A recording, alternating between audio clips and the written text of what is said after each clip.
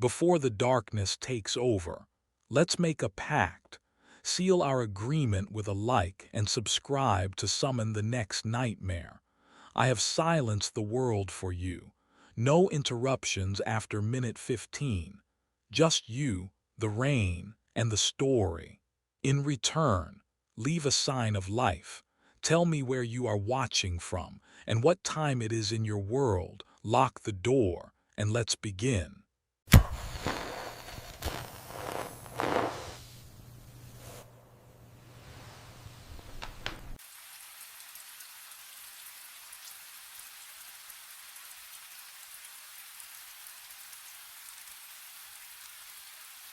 The backseat was empty. I checked the rearview mirror again, blinked hard. The worn leather seat stretched vacant in the yellow glow of passing streetlights. No businessman, no pressed charcoal suit, just gone. My foot eased off the accelerator. The Crown Victoria's engine hummed lower, a tired growl that matched the pulse hammering in my ears. I'd only looked away for 3 seconds, maybe 4, to merge onto the highway. He'd been there, silent as always, hands folded in his lap. Now nothing. The pine air freshener swung from the mirror, tick-tock, tick-tock. Its chemical sweetness couldn't mask the smell creeping through the cab. Something stale and wrong, like old sweat trapped in closed spaces. But the suitcase remained. Black leather, expensive looking, sitting upright on the seat where he'd placed it. I hadn't heard a door open, hadn't felt the rush of cold November air. The child locks were still engaged. I never turned them off after midnight fares. My hands tightened on the wheel, slick. When had I started sweating? Behind me, Terminal 3 shrank into darkness, its fluorescent lights swallowed by distance. The highway stretched empty in both directions. No other headlights. No witnesses to whatever the hell just happened. I should pull over, call someone, but who? Michael would laugh, tell me I was working too many night shifts again. He was probably right. I was probably the suitcase. Moved, not much. Just a subtle shift, like something inside had rolled from one end to the other. The leather creased, then smoothed. And then I heard it, breathing, slow, rhythmic. The rise and fall of sleeping lungs muffled through expensive leather. Can you imagine that sound? That wet, living rhythm coming from luggage. I twisted in my seat, eyes locked on the case. The luggage tag dangled from its handle, spinning lazy circles in the air conditioning's breath. White cardstock, black ink. I leaned closer, squinting at the name printed there. Daniel Reeves, my name. But what I discovered in the side pocket would change everything. My mind raced back. 4 weeks earlier, before the suitcase, before everything. 2:47 in the morning, Terminal 3. I sat parked in the pickup zone, engine idling, watching fluorescent lights hum and flicker above empty pavement. The smell of burned rubber and jet fuel hung thick in the cold air. Monday nights were always dead after midnight, just me and the occasional red-eye arrival. The arrival's board blinked. Chicago. On time. 3 minutes later he appeared. Charcoal suit, black leather suitcase, mid-40s maybe, clean-shaven face that gave away nothing. He opened the back door without a word, slid into my cab like he'd done it 1,000 times before. I glanced at the rearview mirror. Where to? He didn't answer, just held up his phone, screen facing me. An address glowed in white text, Oak Street downtown. Okay, I said. Silence settled between us like fog. I pulled away from the curb, tires whispering against wet asphalt. Rain had stopped an hour ago, but everything still glistened under streetlights. I tried again. Business trip, nothing. He stared out the window, hands folded in his lap. That's when I noticed it, a small scar on his left hand, pale, crescent-shaped, the kind that comes from something sharp. But what caught my attention wasn't the scar itself, it was how still he sat. No fidgeting, no phone scrolling, just waiting. The ride took 18 minutes. He paid cash, exact change, left without a word. I watched him disappear into a building I'd never remember the name of. Strange fare, I thought, nothing more, but the next Monday, 2:47 a.m., Terminal 3, Chicago flight. There he was again, same suit, same suitcase, same silence, and the Monday after that, and the Monday after that, always the same, always silent, always that scar catching the dashboard light. I should have felt relieved, a guaranteed fare every week, easy money. Instead, something cold settled in my chest, because routines are supposed to feel normal. This one felt like being watched. I called Michael at 3 in the morning. Daniel, his voice crackled with sleep and irritation. What's wrong? The phone felt cold against my ear, slick with sweat from my palm. That passenger I told you about, the Monday guy. I saw something on his phone screen. Okay, a yawn stretched through the line. My texts, Michael, private messages I sent you last week, word for word on his screen. The silence lasted too long. Then came the laugh, soft at first, building into something that made my stomach clench. Danny, come on. You probably just, I don't know, saw something similar and your brain filled in the rest. How many night shifts you working this week? I know what I saw. You're exhausted. You've been driving how many hours straight? 12, 14. The concern in his voice felt rehearsed, distant, like he was reading from a script titled How to Calm Your Paranoid Brother. This is different. Get some sleep. Seriously. When's the last time you took a day off? I opened my mouth, closed it. When was the last time? Yeah, Michael said, softer now. That's what I thought. Look, I've got an early meeting. We'll grab coffee this weekend, okay? The line went dead before I could answer. I sat in my taxi outside a darkened convenience store, engine ticking as it cooled. The streetlight above me buzzed, a steady, maddening hum that burrowed into my skull.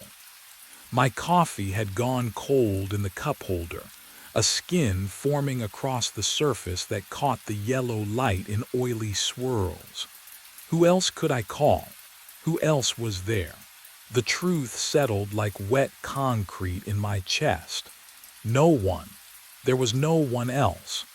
I'd spent years perfecting the art of being alone, convincing myself it was safety, not isolation. Now I needed someone to believe me, and I'd built walls too high to climb. But what I'd seen on that screen would haunt me in ways I couldn't yet understand. I drove home as dawn bled gray across the skyline. My apartment building looked wrong in the early light, too sharp, too still, like a photograph of itself rather than the real thing. I parked in my usual spot and stared up at my fourth-floor window. The curtain hung exactly as I'd left it. Exactly. Inside my studio, everything smelled faintly of pine from the air freshener I kept by the door. I dropped my keys on the counter. They clattered too loud in the silence. The security camera. I'd installed it 6 months ago, one of those cheap models that sent alerts to my phone. Paranoia, Michael had called it. waste of money. But now I pulled up the app and scrolled back through the footage, watching my empty door from the hallway perspective. Hours of nothing, just the occasional neighbor passing by. Linda Ochoa shuffling past with her grocery bags. The usual. I made fresh coffee and kept scrolling. Day after day of recorded stillness. My door remained closed, locked, untouched. So why did my apartment feel different every time I came home? I watched that grainy feed for hours, barely blinking until my eyes burned and the screen blurred. The coffee went cold again. I didn't care. Somewhere between exhaustion and obsession, I'd stopped being able to tell the difference. Every pixel mattered now. Every shadow in the hallway held potential answers. Tuesday afternoon footage loaded on my phone. 4:17 p.m.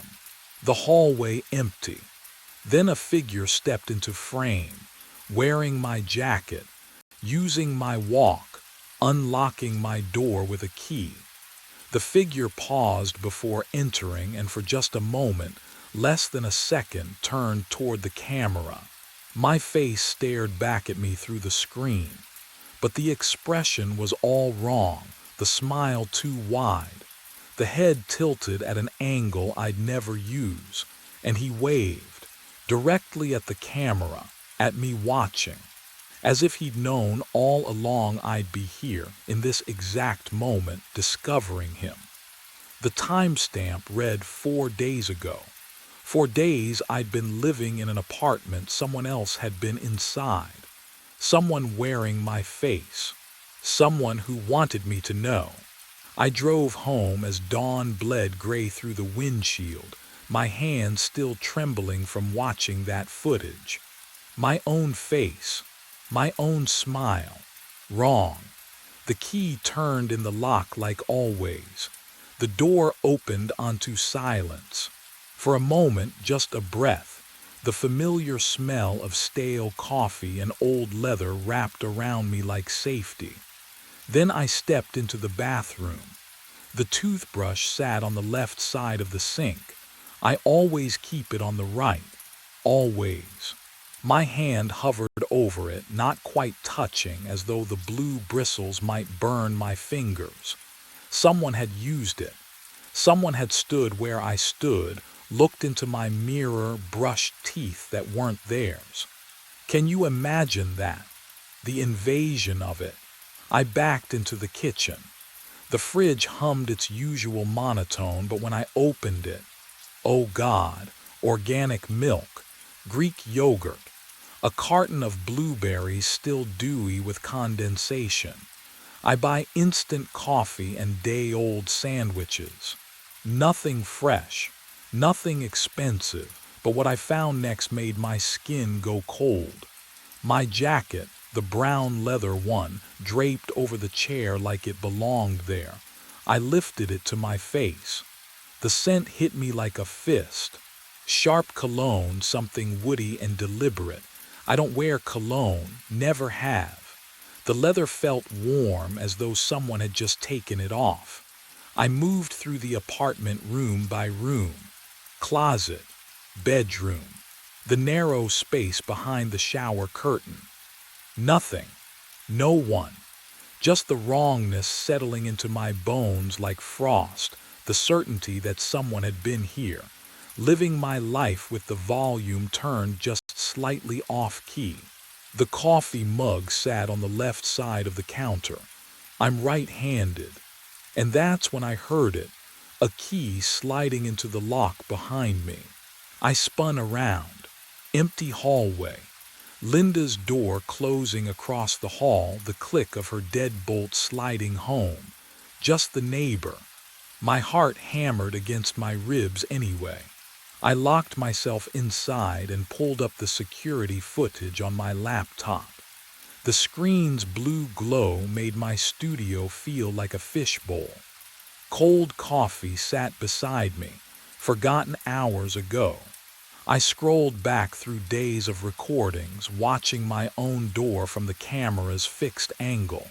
Monday, nothing. Tuesday. I worked the day shift that week, left at noon. The hallway stayed empty until 4 p.m.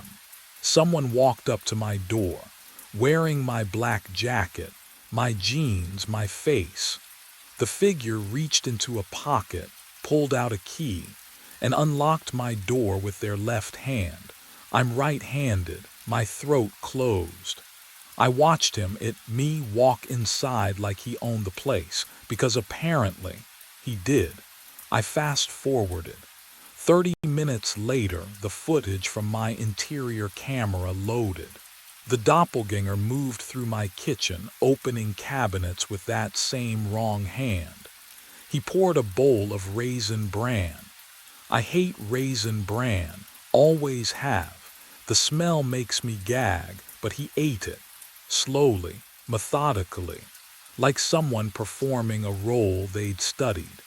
Then he settled on my couch and turned on the TV, Channel 47, home improvement shows. I never watched that garbage. He sat there for 2 hours, unblinking, while some host renovated a bathroom. Everything he did was me, but wrong. A reflection that moved backwards. What would you do if you watched yourself living a life you'd never lived? I clicked to Wednesday's footage.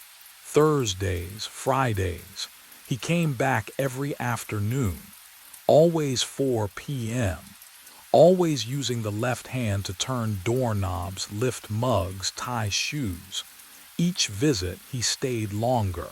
But what I saw on Saturday's recording made my blood turn to ice water. He wasn't alone anymore. I parked across the street from my own building at 3:30, watched the entrance through fogged windshield glass. My breath came out in short bursts, and the cold settled into my bones like it belonged there. 4 o'clock passed. No one entered. By 4:15, I couldn't wait anymore. I crossed the street, unlocked my door with shaking hands. The apartment smelled like fresh coffee, dark roast, the kind that burns your throat. I never drink dark roast. The mug sat on the counter, still warm when I pressed my palm against the ceramic, steam rising in lazy spirals. He'd been here minutes ago, maybe seconds. I checked every room, closet, bathroom, under the bed, nothing, gone. I tried again Tuesday, arrived at 3:45 this time. But when I finally entered at 4:20, the coffee maker was still dripping, hot liquid pooling into the carafe. The sound filled the kitchen, drip, drip, drip. Each drop felt like a heartbeat I'd missed. Can you imagine chasing yourself through your own life and always arriving too late? But what happened next made everything worse. My phone buzzed Wednesday afternoon. Michael's text glowed on the screen. "Why'd you call me yesterday asking about Mom's recipe? You hate her cooking." I stared at the words. Yesterday afternoon I drove a lawyer to O'Hare, then a college student to Navy Pier. Then I pulled up my phone records with trembling fingers. There it was. 2:17 p.m. Call to Michael. Duration 6 minutes. I scrolled further. Calls to my bank, my landlord, numbers I didn't recognize. All made while I was behind the wheel, hands on leather, eyes on road. All in my voice. My throat tightened. He wasn't just living in my apartment anymore. He was living my entire life. And whatever he was building toward, I was running out of time to stop it. My phone vibrated at 3:27 in the morning. Michael's name glowed on the screen. He never called during my shift. Danny. His voice sounded hollow, stretched thin like old tape. "We need to talk." I pulled into a dark lot behind the Route 41 gas station. The fluorescent lights hummed their usual insect song through my windshield. "What's wrong?" "You came by yesterday afternoon." He paused. Static crackled between us. You sat on my couch, we talked for an hour." My hands went numb on the steering wheel. "Michael, I worked a double shift yesterday, 14 hours straight. You told me about that camping trip when Dad left us alone overnight, when I got scared of the raccoons." The pine air freshener swung from my mirror, releasing its chemical sweetness. "We never went camping," I said. My voice didn't sound like mine. "Dad took us fishing twice, that's it." "Danny, I remember, you were there, you laughed about it, said I cried for 3 hours. Can you imagine forgetting your own childhood? Watching someone else's memories replace yours? What are you on?" Michael's words cut sharp. "Pills, something else, because this isn't exhaustion anymore." But the real question was worse than that. "I'm not using anything," I whispered. The coffee stains on my dashboard looked wrong suddenly. Too many rings. Had there always been that many? "Then why don't you remember visiting me?" His breathing came faster now. "Why are you saying things that didn't happen?" "Happened." My throat closed. "Because what if I was wrong? What if the camping trip was real and my memory had holes I'd never noticed? What if I'd been losing pieces of myself for weeks and never knew?" "Michael," the line went dead. I sat in the dark trying to remember my father's face, trying to remember what was real. My own past felt like fog now, slipping through my fingers every time I reached for it. And that's when I realized the worst part. If my memories were lies, then who was I? I couldn't trust my memories anymore. So maybe I could trust the evidence. I pulled into the empty lot behind the Route 41 gas station, killed the engine. The suitcase sat in the back seat where the passenger had vanished, and yes, it was still moving, rising, falling, like lungs. My hand went to my jacket pocket for my keys. They were there, right where they should be, but my fingers trembled as I reached for the suitcase anyway, dragging it into the front seat. The leather was warm, body temperature warm. The smell hit me then, that familiar cologne I'd noticed in my apartment, the one I didn't own, sharp and citrusy and wrong. The clasps clicked open too easily. Inside, oh God, my wallet. The brown leather one with the coffee stain on the corner, my keys. The rabbit's foot keychain Michael gave me 10 years ago, my phone. The cracked screen protector I'd been meaning to replace for months. I patted my pockets again, frantic. Felt the weight of my wallet, my keys, my phone, all still there, all exactly where they belonged. Can you imagine holding your own possessions and finding them in 2 places at once? But that wasn't the worst part. White squares scattered across the passenger seat as I lifted the wallet out.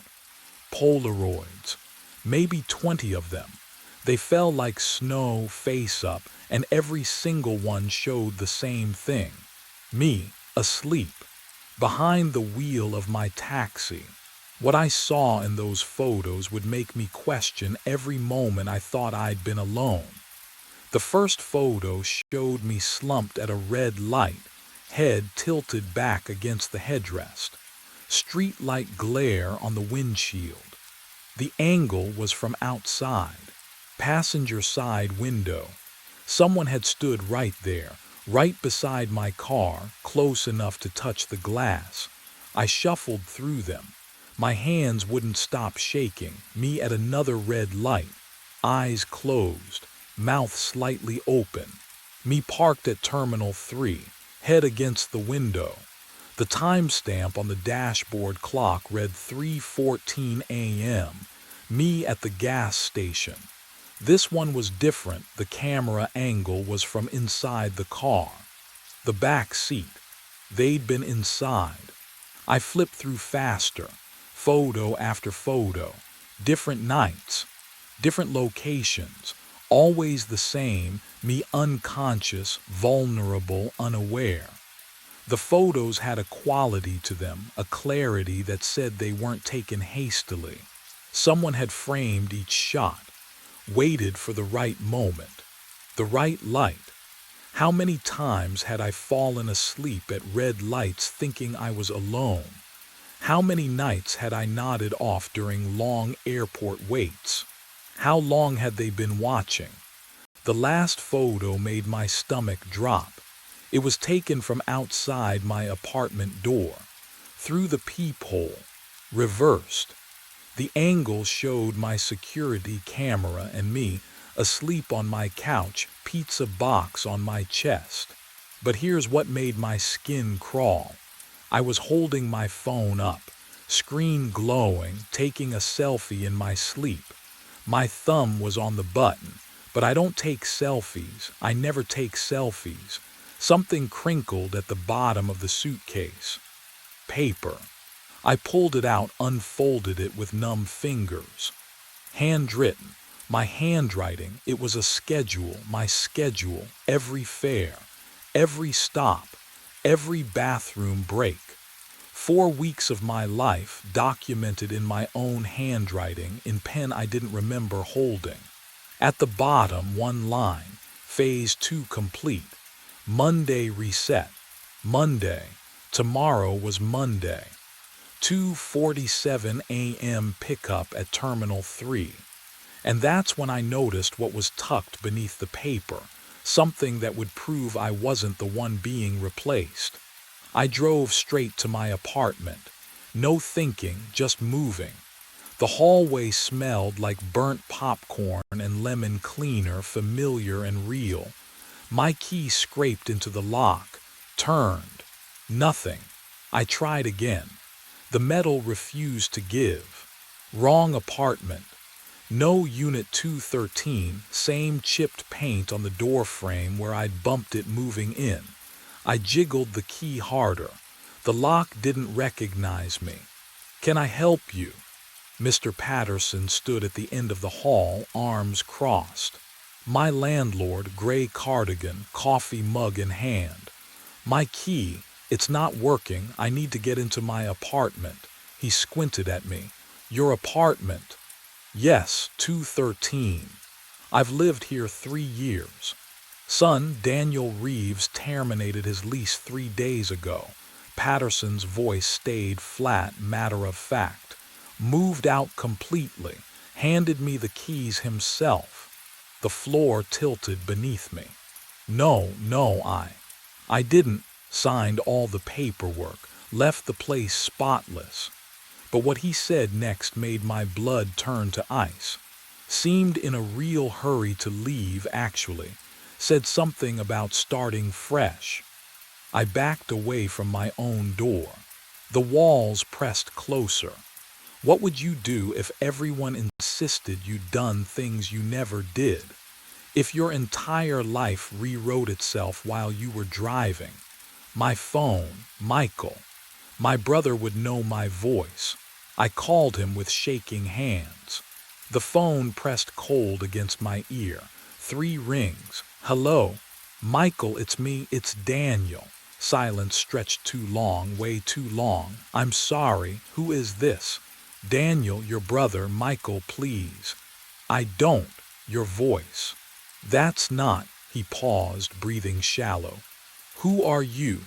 The phone slipped from my fingers, clattered on the tile. Michael didn't recognize my voice anymore. I looked down at my left hand. Under the fluorescent lights, I saw it clearly for the first time. The scar. Monday, 2:47 a.m. Terminal 3 again. I parked in the pickup zone like muscle memory commanded. The fluorescent lights hummed their familiar dead insect chorus. My left hand gripped the steering wheel, and the scar caught the overhead glare, small, precise, on the exact spot I'd memorized weeks ago. The businessman emerged through the sliding doors, but everything was wrong. He stumbled toward my taxi, eyes wide, scanning the empty pickup lanes like something might follow him. His suit hung wrinkled.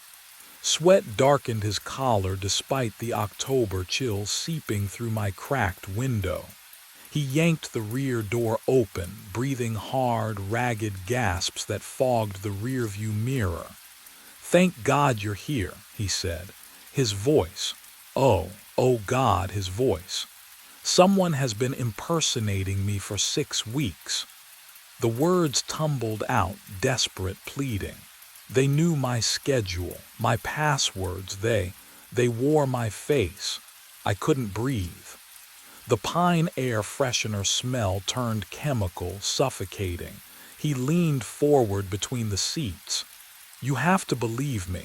I'm the real." I raised my left hand. Showed him the scar. He stopped, stared, then slowly.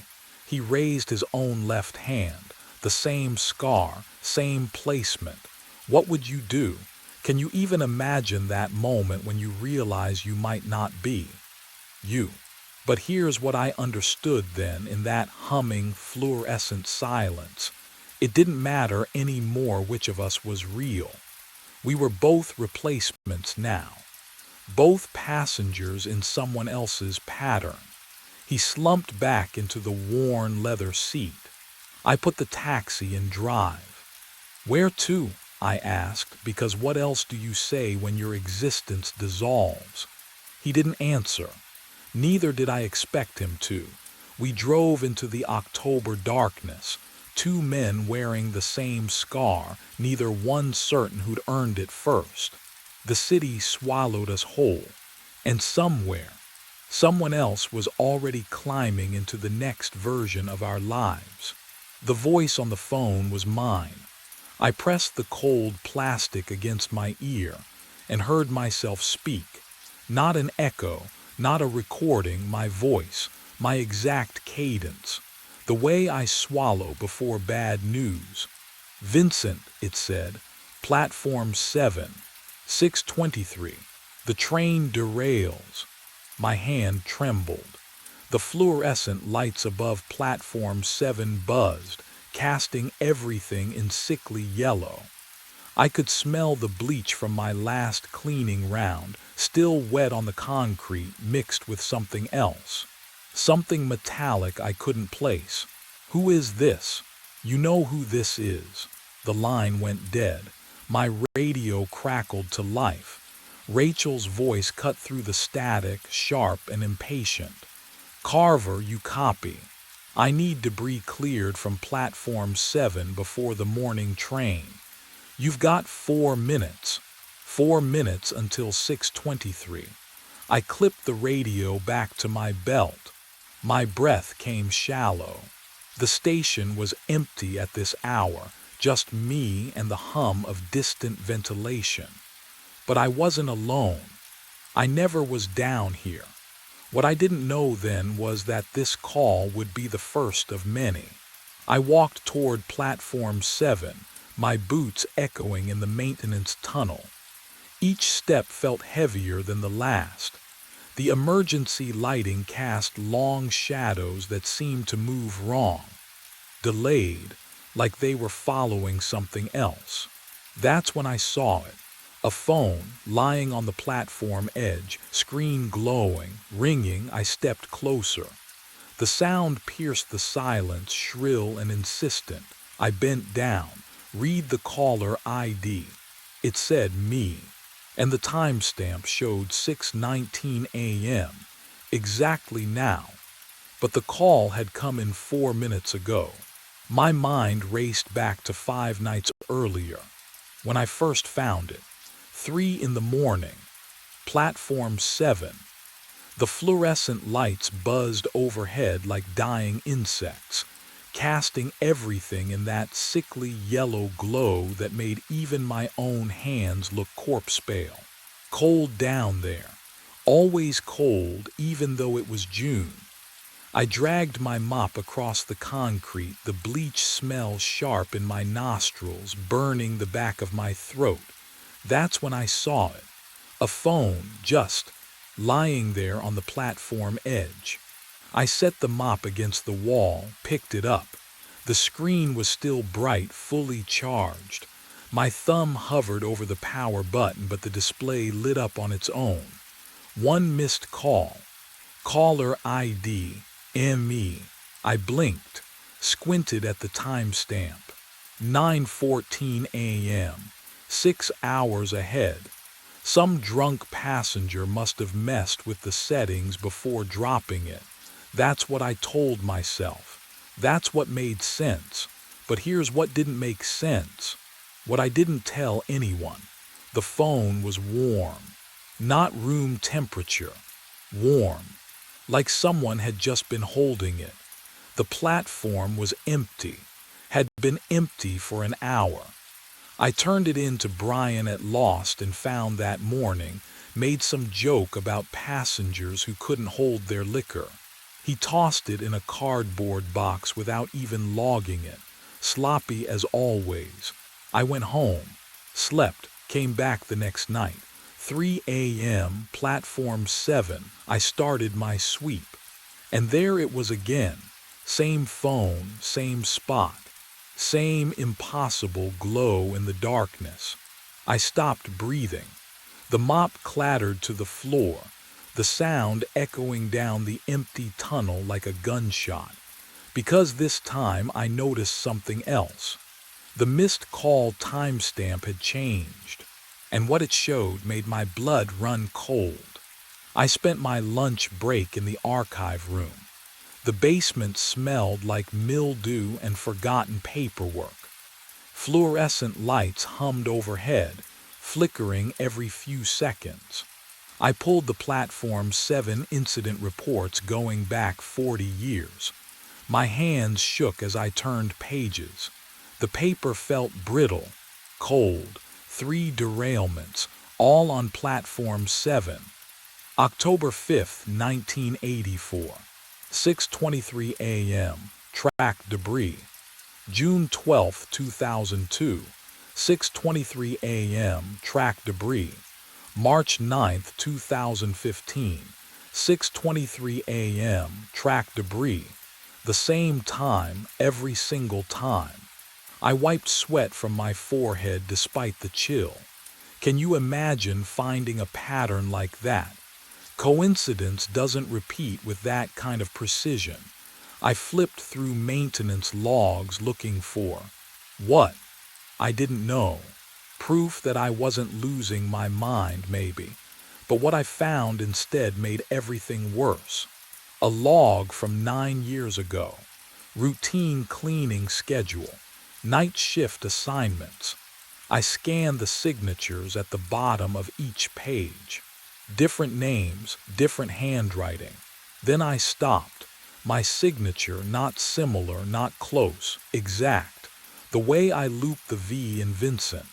The way I crossed my T's too high. My employee number beneath it. I never worked here 9 years ago. I was still married then, still living upstate. I didn't even move to the city until 6 years ago. My finger traced the ink. It didn't smudge. Wasn't a photocopy. Original pen. Original pressure marks on the paper. I checked the date again. Checked my own signature again. The archive room suddenly felt smaller. The lights buzzed louder. My breath came in short gasps. If I signed that log 9 years ago, then where was I? And what else had I forgotten? I called in sick for the first time in 3 years. Rachel's voice on the phone was sharp, skeptical. "You sound fine to me, Carver." "Stomach thing," I lied. staring at my reflection in the bathroom mirror. The fluorescent bulb overhead flickered once, twice. "I can't make it tonight," she sighed.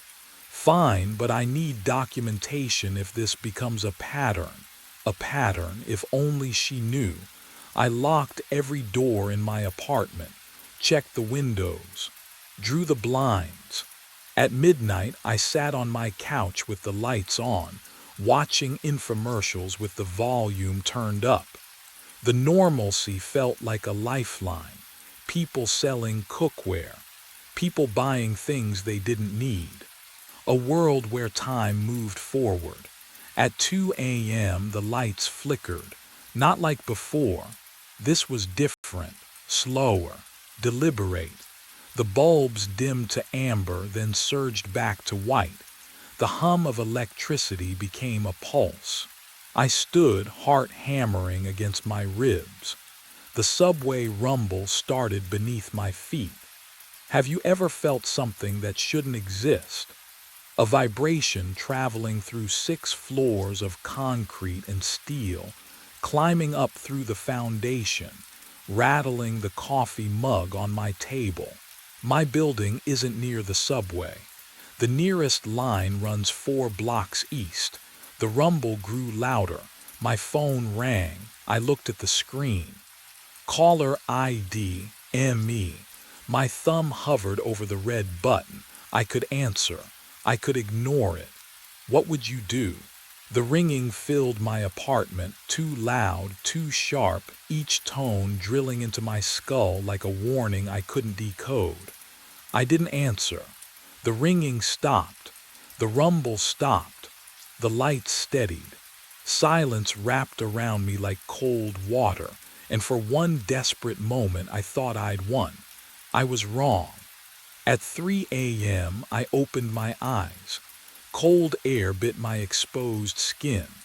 The smell of bleach and damp concrete filled my lungs. Overhead, fluorescent lights buzzed in their familiar rhythm. My fingers gripped something solid, the handle of my cleaning cart. I stood on platform 7, holding my supplies, my uniform still on, my shoes still laced. I had no memory of leaving home, but what I found in my pocket would make me wish I'd answered that call. My hand found it before my mind did. The phone, smooth glass against my palm, still warm, still charged. I pulled it from my pocket under the flickering lights of platform 7, and something inside me snapped. The custodial office was empty at 3:15 in the morning. I grabbed the hammer from the tool cabinet, laid the phone on the concrete floor, raised the hammer high. The first strike sent cracks spiderwebbing across the screen. The sound echoed off metal lockers, sharp, final. I hit it again, again. Glass shattered into glittering pieces. The battery split open with a chemical smell that burned my nostrils. I kept swinging until my shoulder ached, until the phone was nothing but fragments and twisted metal and circuit board dust. Have you ever been so desperate you destroy the one thing that might give you answers? I scooped the pieces into a trash bag, walked to the compactor behind the maintenance room. The machine groaned as it swallowed the bag. I watched through the small window as the crusher descended, metal grinding against metal, a sound like bones breaking. The bag compressed into a flat, unrecognizable disc. I exhaled for what felt like the first time in hours. The rest of my shift passed in a haze of normalcy I hadn't felt in days. I mopped platform 4, restocked paper towels in the restrooms. Rachel's voice crackled over the radio at 5:30, asking about supply inventory. I answered with steady words, professional, grounded. At 6 a.m. I did my final sweep of platform 7. But what I found there would prove that some things refuse to stay broken. The phone sat on the bench, same spot as always. Screen intact, not a scratch. I picked it up with trembling fingers. Cold, impossibly cold, like it had been in a freezer, not freshly charged. I turned it over. One missed call. Caller ID, ME. The timestamp had changed. It no longer read 6 hours ahead. It read 6:23 tomorrow. I stood there, staring at the phone in my hand. The timestamp glowed. 6:23 tomorrow, not 6 hours ahead anymore. You look different. The voice came from behind me, rough, like gravel scraped over concrete. I spun around. The homeless man stood 5 feet away. Jerry, I think someone had called him once. He smelled like old newspapers and rain-soaked wool. Different haircut, he said. His eyes didn't blink. But same face. Same name tag. My throat tightened. I don't. Vincent Carver. He pronounced each syllable carefully, like he'd practiced. I remember you. The platform felt colder. Have you ever had someone look at you like they've seen your ghost? That's how Jerry stared. Not at me, through me. You don't know me, I said. I do. He stepped closer. His breath came in short, wheezing bursts. Seen you dive 4 times now, always here. Always platform 7. He pointed one yellowed fingernail at the ground beneath our feet. Always at 6:23. My pulse hammered in my ears. The phone grew heavy in my palm. You're confused, I said. I've never, you have. Jerry reached into his coat. The fabric rustled. He pulled out a notebook, small, spiral-bound, the cover warped from moisture. He opened it with trembling hands. The pages were filled with dates, hundreds of them, all handwritten in cramped, desperate letters, all circled in red ink. But what I saw next made my knees buckle. Every single date was the same month, the same day, the same year, today's date. And beside each one, in Jerry's shaking scrawl, were 2 words repeated over and over. He died. He died. He died. How many times? Jerry's voice cracked. How many times are you going to let it happen? I could change it. If I couldn't escape the loop, maybe I could break it from the inside. The maintenance tunnels smelled like rust and old grease as I descended the access ladder near platform 7. My flashlight beam cut through the darkness, finding the track switch mechanism. A metal box bolted to the tunnel wall, wires snaking into the concrete like veins. I yanked the manual override lever. Hard. The metal groaned. Then clicked. The switch indicator light shifted from green to amber. Platform 7 was now disconnected from the 6:23 train route. Back in the custodial office, I filled out Form 412B with trembling hands. Track obstruction, structural concerns, recommend reroute until inspection complete. I checked every box that would force a delay. At 4:47 a.m., I radioed Rachel. Carver to supervisor. I need to file an emergency maintenance report. Her response came through laced with static. This better be legitimate, Vincent. Platform 7. Track switch shows signs of metal fatigue. Could be dangerous. Silence. Then, fine. I'll reschedule the 6:23 to 7 a.m. You're doing the inspection yourself tomorrow. I exhaled. For the first time in days, my chest didn't feel like it was being crushed. But the relief wouldn't last long. At 6:22 a.m., I stood on platform 4 watching the clock. 1 minute until the moment I always died. The station felt too quiet, too still. Then I heard it, a sharp metallic click echoing from the tunnels below. The same sound the track switch had made when I pulled it, only in reverse. My radio crackled to life. Rachel's voice, cold, mechanical, wrong somehow. "Carver, I need you to clear debris from platform 7 before the 6:23 arrives." I looked at my watch. The schedule had changed back, and I realized something far worse than dying. I'd been trying to stop this before. The floor tilts beneath me. I blink, and I am standing on platform 4, mop in hand, squeezing dirty water into the bucket. The fluorescent lights hum their usual rhythm, but I am also still on platform 7, watching myself on platform 4, both places at once.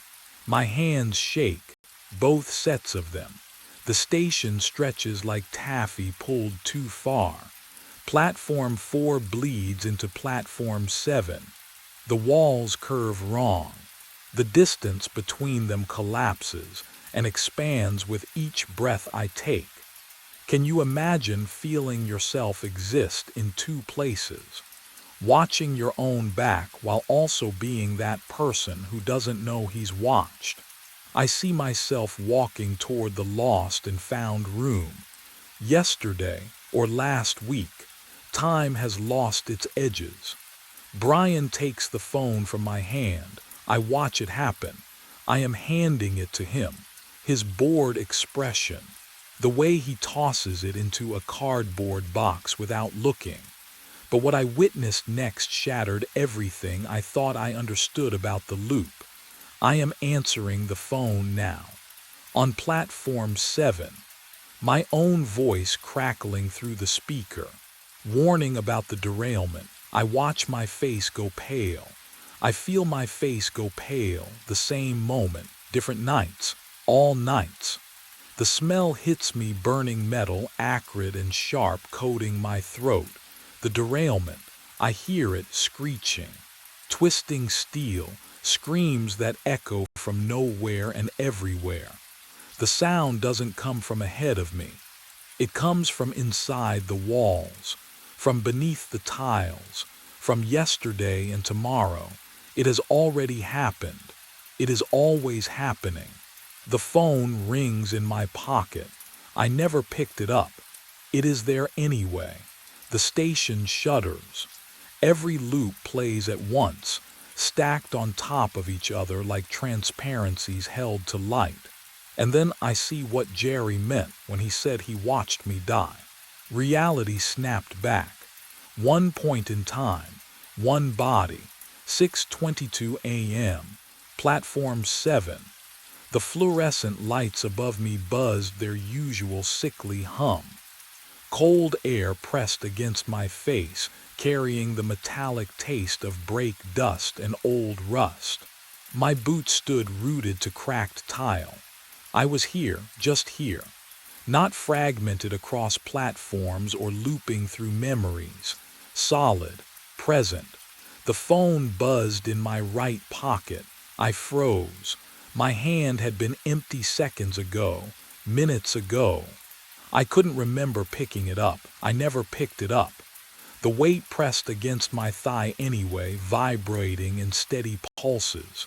Ring, ring, ring. Through the tunnel ahead, a distant rumble grew louder. The 6:23 Express.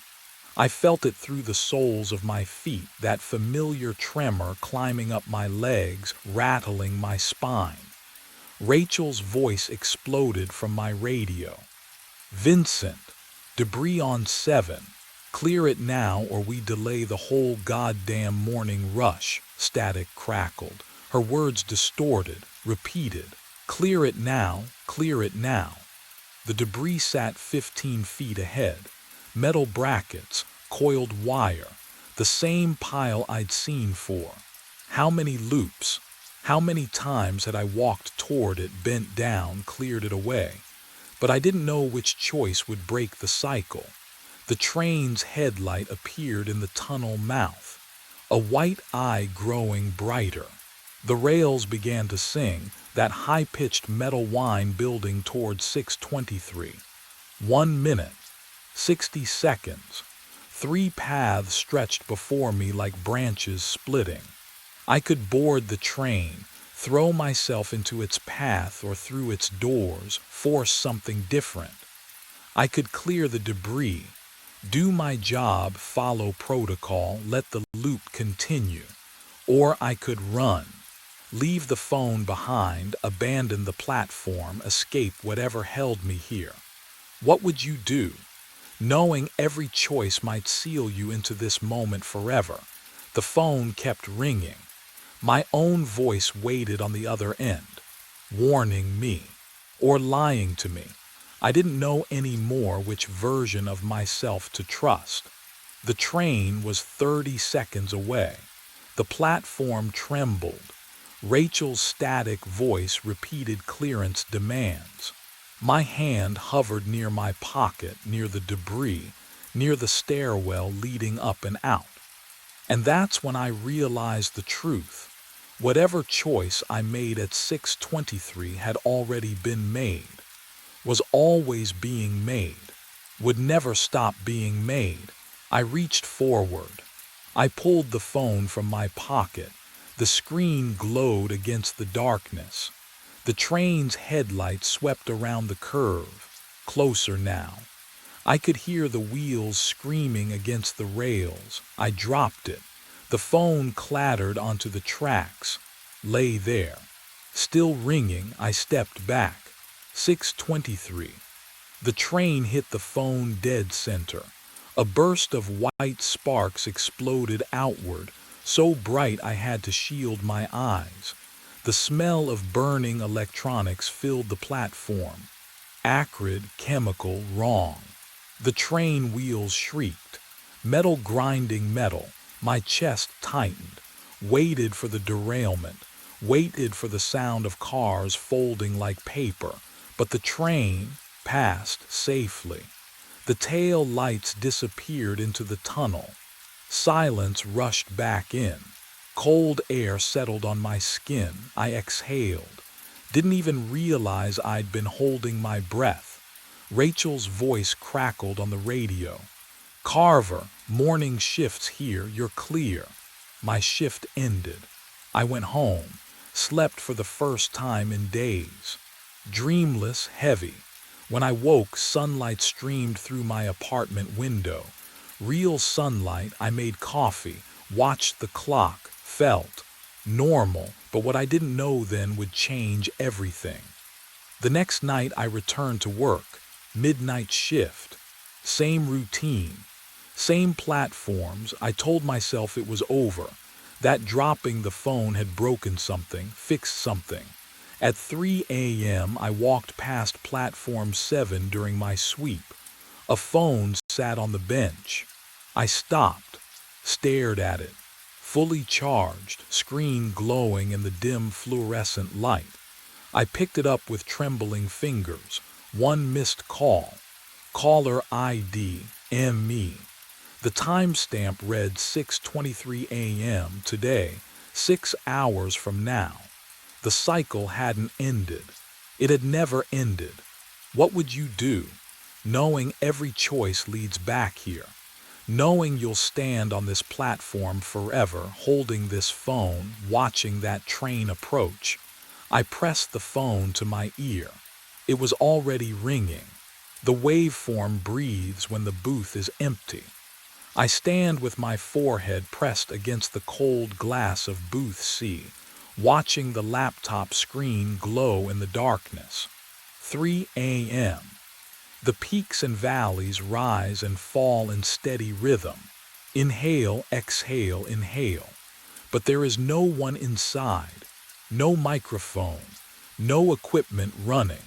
Just that laptop sitting open on the floor, recording something I cannot see. My hand trembles as I press my palm flat against the glass. The waveform spikes, sharp, immediate, Like something exhaled hard against the other side, I jerk back. The smell hits me then, wet copper like pennies left in rain. The booth should smell like foam and plastic. It always smells like foam and plastic. But tonight it smells like old blood and condensation. Can you imagine standing there, knowing the door is locked from the inside? Knowing you are alone in a windowless studio at 3 in the morning and something is breathing where nothing should breathe. I check the door again. Locked. The bolt is thrown from within the booth. I watched the handle turn on its own 20 minutes ago. Watched it slide into place with a soft click that echoed through the empty mixing room. My throat tightens. I have been a sound engineer for 10 years. I know waveforms. I know silence. I know the difference between ambient noise and this. The laptop screen flickers. The waveform steadies into a new pattern. It is not random anymore. It is forming peaks at exact intervals, deliberate, controlled. And then I see it. The pattern spells something in the peaks and valleys, something I recognized from years of editing dialogue. It is spelling my name. But what I did not know yet was that it had been spelling names for decades. 4 weeks earlier, the job felt like a gift. Frank Delaney hired me on the spot. Overnight mixing shifts at Blackwood Audio Studios, 10 p.m. to 6 a.m., double rate. I needed the work, my landlord needed the rent, and the studio smelled like coffee grounds and old carpet, familiar and safe. The fluorescent lights hummed a steady 50 hertz tone. I could tune that out. My first night, I loaded a folk track into Pro Tools. Acoustic guitar, breathy female vocals, clean session. I adjusted the compression, added reverb, let the faders settle where they belonged. At 3 minutes and 33 seconds in, I heard it. A whisper, underneath the vocal line. Faint, almost not there. But I'd been mixing for 12 years. I knew every frequency, every harmonic. This didn't belong. I isolated the vocal track, played it back. Nothing. I checked the raw file. Silence where the whisper had been. But when I rendered the full mix again, there it was. A voice beneath the singer's breath, threading through the low mids like smoke. What it said made my hands go still on the faders. Alex. My name. Can you imagine hearing your own name in a file you didn't record? I replayed it 6 times, headphones pressed tight against my ears until the foam made them sweat. Same result. Same timestamp. 3:33 every time, but the raw tracks were clean. I'd stake my career on it. Therefore, the whisper only existed after I touched the mix. I told myself it was interference, radio bleed, a fluke. Then I mixed the second track. Different artist, different session, recorded months apart. I dragged the playhead forward, watching the time code. 3:32, 3:33, there. Louder this time, clearer, Alex. James Mercer. My full name. All 3 words, spoken in a voice that sounded like wet paper tearing. The studio felt colder suddenly, or maybe I just noticed the cold for the first time. The air conditioning vent above booth C rattled, metal on metal. Outside the mixing room window, the hallway stretched dark and empty. No one else worked past midnight. Frank had mentioned that during my interview almost as an afterthought. You'll have the place to yourself. I thought that sounded perfect. Now the silence pressed against the soundproofing like something waiting. I checked the raw files again. Nothing. Checked the plugins, the routing, the input chains. Everything clean. But the render kept whispering my name at 3:33 like clockwork, like it knew exactly when I'd be listening. Why that timestamp? Why my full name, middle name included, when my contract only listed Alex Mercer? And that's when I realized whatever was speaking hadn't learned my name from any file I could see. I came in early the next evening, desperate for daylight conversation. The smell of burnt coffee and stale air hit me before I even reached the mixing room. Two engineers hunched over a tracking session, laughing at something on a phone screen. Hey, question, my voice sounded hoarse. You guys ever hear anomalies in the mixes? The taller one, Jason, I think, glanced up, barely interested. Like what? Hum, check your ground loops. No, not hum, like whispers. At specific timestamps. They exchanged a look, the kind of look that made my stomach tighten. Dude, you're working overnights. Jason grinned. You know how that messes with your head. Get some sleep. The other engineer already had his headphones back on. I tried Frank next. Found him in his office, door half open, sorting invoices under flickering fluorescent light. The hum was louder in there, constant, almost vibrating through my teeth. Frank, I need to ask you something. He didn't look up. Make it quick. I'm hearing interference, voice artifacts in every mix. Always at 3 minutes 33 seconds. His pen stopped, just for a second. Then he resumed writing. Electrical interference, he said flatly. Old building, I'll call someone. But it says I'll call someone Alex.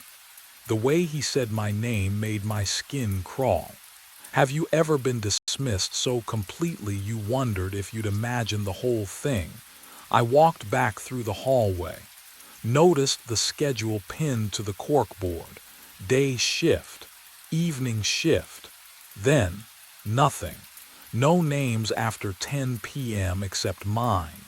I was the only one here overnight. 10 p.m. to 6 a.m. Alone in this windowless maze. Just me and the humming lights and the stale air that never moved. But what I didn't know yet was why no one else would take the night shift anymore, and what they'd all heard before they refused. I needed proof I wasn't losing my mind.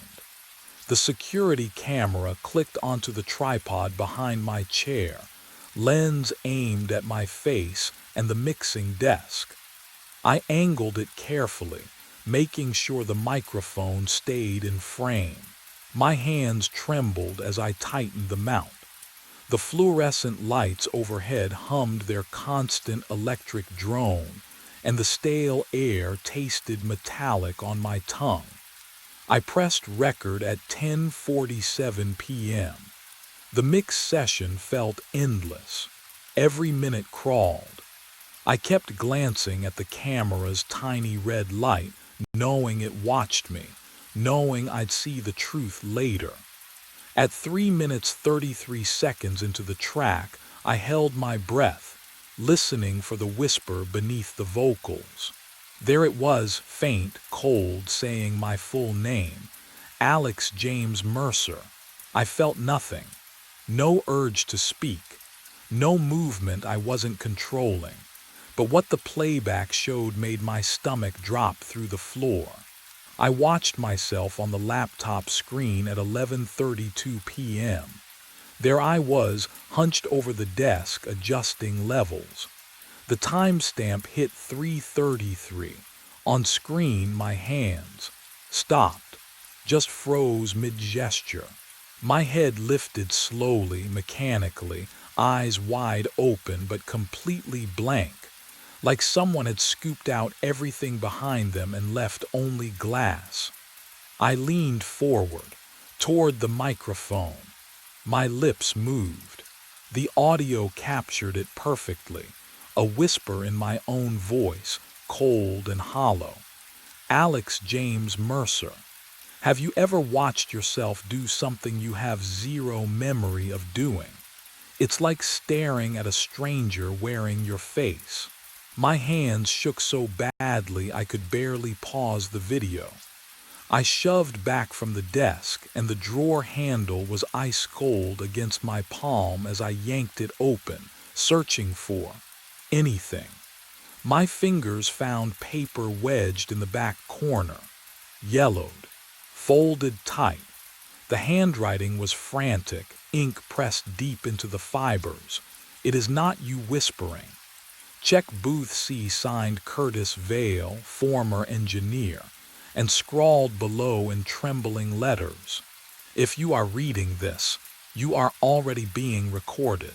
The studio archive smelled wrong, like dust mixed with something metallic, almost like burnt copper. I descended the basement stairs at 4 in the morning, Curtis's note crumpled in my fist. The fluorescent lights down here flickered in a rhythm that made my pulse quicken. Personnel files lined metal shelves, cold to the touch. I pulled every overnight engineer folder from the past decade.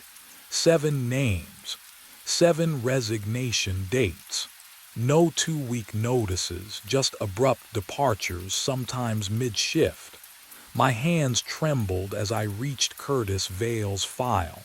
Terminated. October 14th, 2019. Not resigned. Terminated. I cornered Frank the next evening before my shift.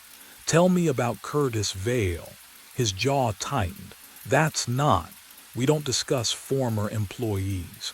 "Why not?" "Drop it, Alex." He turned away, but I saw his hand shake as he reached for the door. So I went back down. The hard drive sat in plastic bins labeled by year. I found 2019 and hauled it to the mixing room. My laptop whirred as I searched Curtis's session files. There, his final mix. Dated October 13th, 2019. The night before his termination. I loaded it, pressed play. At 3 minutes and 33 seconds, his voice emerged beneath the track. Calm, hollow. 472 Burnside Street. August 9th, 1990. October 14th, 2019. His address, his birthday, and a date. But what I discovered next made my blood freeze. I Googled Curtis Vale's obituary. Died October 14th, 2019. Unexplained cardiac arrest. Age 29. He whispered his own death date, and 24 hours later it came true. And that's when I realized the whisper wasn't just recording me. It was predicting something far worse. I had to know if it would happen to me too. The mixing desk felt colder under my palms as I set up a fresh session, fingers trembling so badly I fumbled the cable inputs twice. The fluorescent lights overhead hummed their usual monotone dirge, but tonight the sound felt thicker, like it was pressing against my eardrums. I hit record. 3 minutes, 33 seconds. That's all I had to wait. My heartbeat filled the headphones as the timeline crawled forward, each second stretching like warm tar. I watched the waveform dance with my breath, with the soft creak of my chair, with the wet click of my throat when I swallowed. At 3 minutes 32 seconds, my hands went numb. Then, silence. My own voice whispered through the speakers, clear, calm, familiar but wrong, like hearing yourself on an old answering machine. 417 Hawthorne Street, Apartment B, September 12, 1992. My address, my birthday, November 21st, next Thursday. The air left my lungs. Can you imagine hearing the exact date you're supposed to die? Not from a doctor, not from a fortune teller, from your own mouth speaking words you never said. I slammed my fist on the delete key. The file blinked out, then reappeared. I deleted it again, 5 times. Each time it regenerated like a wound refusing to close. But what I did next made everything so much worse. I ran, grabbed my jacket, my keys, didn't bother shutting down the equipment. The hallway stretched longer than I remembered, my footsteps echoing in a rhythm that sounded almost like whispering. The exit door's push bar felt sticky under my palm. Was that condensation or something else? Outside, November rain drilled the pavement, cold mist clinging to my face. I fumbled my keys into the ignition. Click, click, click. The engine turned over, but wouldn't catch. The battery was new. I'd driven here 3 hours ago. I tried again. Click, click, click. The studio lights behind me flickered once. Then the windows went dark, one by one, like eyes closing. The building exhaled cold air through the cracked exit door, carrying the smell of burnt plastic and something older, earthier, like wet soil. My phone screen glowed, 1 bar of signal. I dialed Frank's number with shaking fingers. It rang and rang. Then, static. Underneath the white noise, I heard it. My own whispered voice looping, November 21st. November 21st. November 21st. The studio door behind me creaked open by itself. Just an inch. Just enough to let something out or invite me back in. I ran. The studio door groaned wider behind me, but I didn't look back. My legs carried me down the block, lungs burning, the burnt plastic smell clinging to my jacket. I flagged down a late-night rideshare with shaking hands. The driver asked if I was okay. I lied. Home felt wrong, too quiet, too close to whatever was following me. So I went to the only place open at 4 in the morning, a 24-hour diner on Burnside with free Wi-Fi. The fluorescent buzz reminded me of the studio. I ordered coffee I wouldn't drink and opened my laptop. City records, fire department archives. I needed to know what I was dealing with. The search term was simple, Blackwood audio fire. The results loaded slowly, and what I found made my hands go cold. November 3rd, 1997. Booth C electrical fire during overnight session. 1 casualty, Hugo Brennan, age unknown, sound engineer. The report stated the fire was contained within 20 minutes, but witnesses, 3 firefighters and a neighboring business owner, reported hearing screaming from inside the booth for hours afterward. The door had been opened. The booth was empty. No body recovered. I scrolled further, rebuilding permits, insurance claims, then a personnel file scanned and archived. Hugo Brennan's employee photo filled my screen. Gaunt face, hollow eyes, thin lips pressed together. He was staring directly at the camera, but his eyes were wrong, too dark, too still, like they were looking through the lens, through time, straight at me. And beneath the photo, handwritten in faded ink, overnight engineer, Booth C specialist. But what made my stomach twist was something I hadn't expected to find.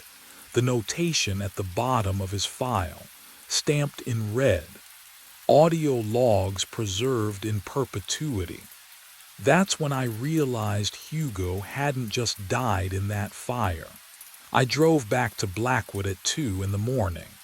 The studio sat dark and empty, fluorescent lights humming their usual dirge. My hand trembled as I unlocked the front door. Booth C waited at the end of the hallway. The metal door handle felt ice cold under my palm. Colder than it should be, I twisted it. The seal broke with a wet sucking sound, releasing air that smelled wrong, stale, organic, like someone had been living in there. Oh God, someone had. A sleeping bag lay crumpled in the corner. Fast food wrappers scattered across the floor. Empty water bottles lined the wall. But that wasn't what froze me in place. A laptop sat open on a makeshift desk, 2 milk crates and a plank. The screen glowed pale blue in the darkness. Audio software running, recording live. I stepped closer. The waveform on screen pulsed rhythmically, up and down, matching my breathing exactly. Can you imagine seeing your own breath visualized by something you didn't set up? My chest tightened. I held my breath. The waveform continued. Then I heard it, wet breathing, behind me. Close enough to feel against my neck, I spun around. Empty booth. Just me and the sleeping bag and the smell of old sweat. When I turned back to the laptop, the cursor was moving, on its own, sliding across the screen with mechanical precision, opening a folder I hadn't touched. The folder name appeared in white text, collection. Inside, files, audio files, each one named after someone. Curtis_Vale_final_recording.wav. Jenkins_Emma_final_recording.wav. 7 names total. 7 overnight engineers. But what I saw at the bottom made my stomach drop through the floor. Alex_Mercer_final_recording.wav. The file was already created. Timestamp, tonight, size 0 kilobytes, and growing. I ran, out of booth C down the corridor. My sneakers slapped against linoleum that smelled faintly of mildew and copper. The exit sign glowed red at the end of the hall. But when I shoved through the door, fluorescent lights buzzed overhead and I was staring at booth C again. No, I turned, ran the opposite direction, past the mixing room, past Frank's office, through the loading bay door and into the corridor. Booth C waited ahead, door hanging open like a mouth. Can you imagine that? Every exit, every turn, leading back. I pulled out my phone. My hands shook so hard I nearly dropped it. No signal. I dialed 911 anyway. Static poured from the speaker, and beneath it, faint but growing, the whisper. My full name, over and over. I threw the phone. It clattered against the wall, but the whisper didn't stop, because it wasn't coming from the phone anymore. It was in my heartbeat. Tha-thump, Alex, tha-thump, Mercer. Each pulse carried it through my veins, a rhythm I couldn't escape. I pressed my palms over my ears, but it only grew louder, syncing with my breath. In Alex, out Mercer. The booth walls glistened. Condensation beaded and dripped, slow and deliberate, like sweat on living skin. My watch read 3:32. Oh, no, the lights cut out, pure black, the kind that presses against your eyes. I froze, breath caught, something cold touched the back of my neck. Wet, solid, I screamed, and from the darkness my scream played back, looped, layered, whispered in 7 different voices, all mine, all wrong. But what I heard beneath those voices made my blood stop cold. Warmth touched my face. Not cold, not wet. Warmth. I opened my eyes to fluorescent lights buzzing overhead, and Frank Delaney's panicked face hovering above mine. His breath smelled like cheap coffee and cigarettes. The mixing desk pressed hard against my spine. Headphones tangled around my throat. The microphone was live, red LED glowing like a tiny wound. Jesus Christ, Alex, can you hear me? I blinked. My tongue tasted like copper. My neck throbbed where it had touched me. I tried to speak, but only a croak escaped. Frank pulled the headphones off. You've been out for hours. I found you at 6:15. It's almost noon. Noon, daylight. Real daylight filtering through the hallway from the front entrance. I could see dust motes floating in the golden beam. I wanted to cry. I'm leaving, I whispered. What? I'm leaving. Forever, I'm done. Frank stepped back, hands raised. Okay. Okay, you need a hospital. No. I shoved myself upright. The studio spun, but I forced my legs to work. One step, another.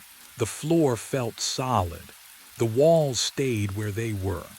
I stumbled past Frank, past the mixing room, past booth C. I didn't look inside. I couldn't. My car started on the first try. The steering wheel was sun-warmed under my palms, real and ordinary and perfect. I drove. I didn't stop until Portland was a smudge in my rear-view mirror, but what I didn't know then, what I couldn't have known, was that leaving wasn't the same as escaping. 3 months passed. I found work in Seattle. I slept with the lights on. I never mixed audio again. I convinced myself it was over. I was wrong.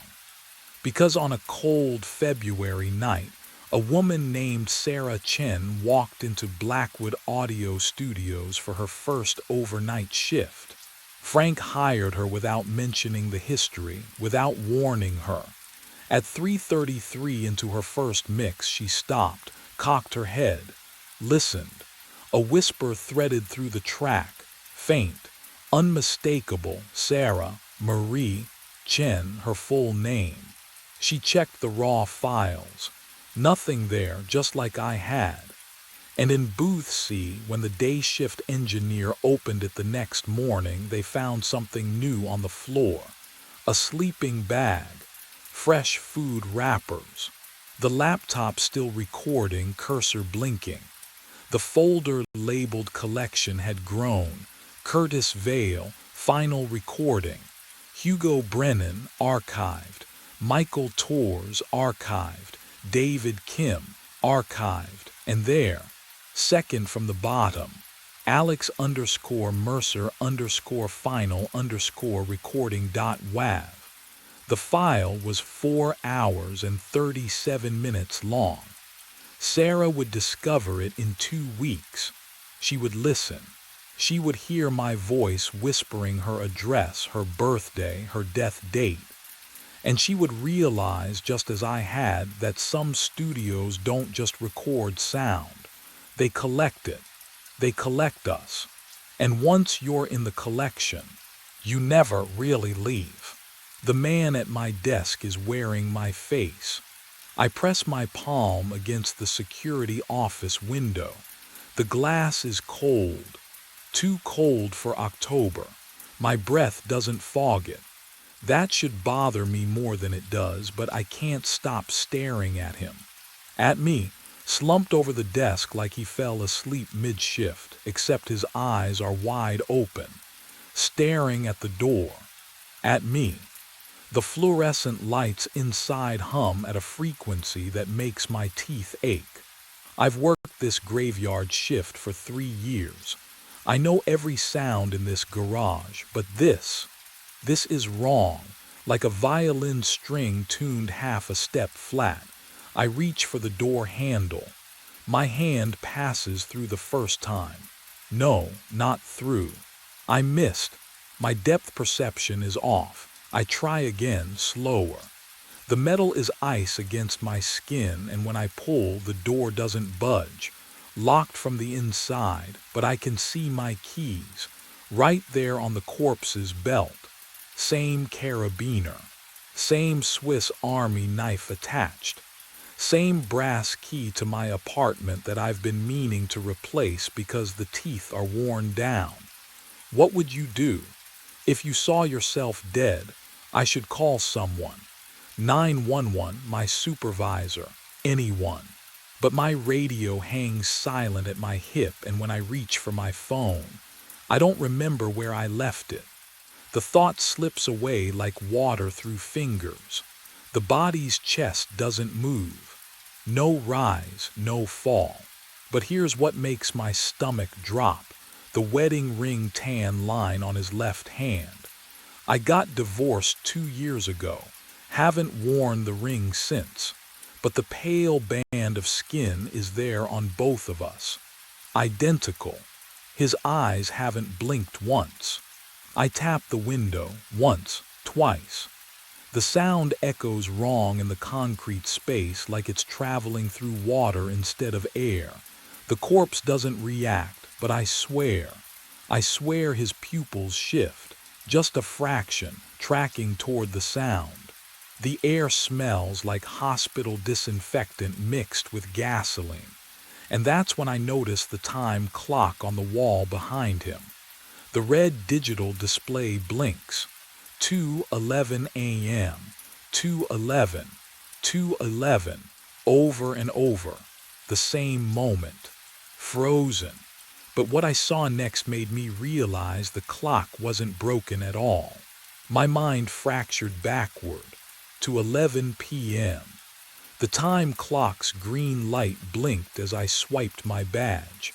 Same fluorescent hum I'd heard 500 times before. Same coffee smell from the pot I'd started 3 hours into every graveyard shift for the past 2 years. Same concrete chill seeping through my boots. Normal. Everything felt normal. I poured the coffee into my thermos, the steam curling up in that familiar way. Took a sip. The liquid hit my tongue and, wrong, metallic, like I'd bitten the inside of my cheek, like blood pooling in my mouth. I swallowed anyway, told myself it was just the new filter, maybe rust in the pipes. But the taste clung to my teeth, coating them in copper. I walked to the security booth, sat down in the worn chair that knew the shape of my body, turned on the monitors. 6 screens flickered to life, showing empty parking levels in grainy black and white, except Level 1, Camera 3, my booth. The chair sat empty. The thermos rested on the desk.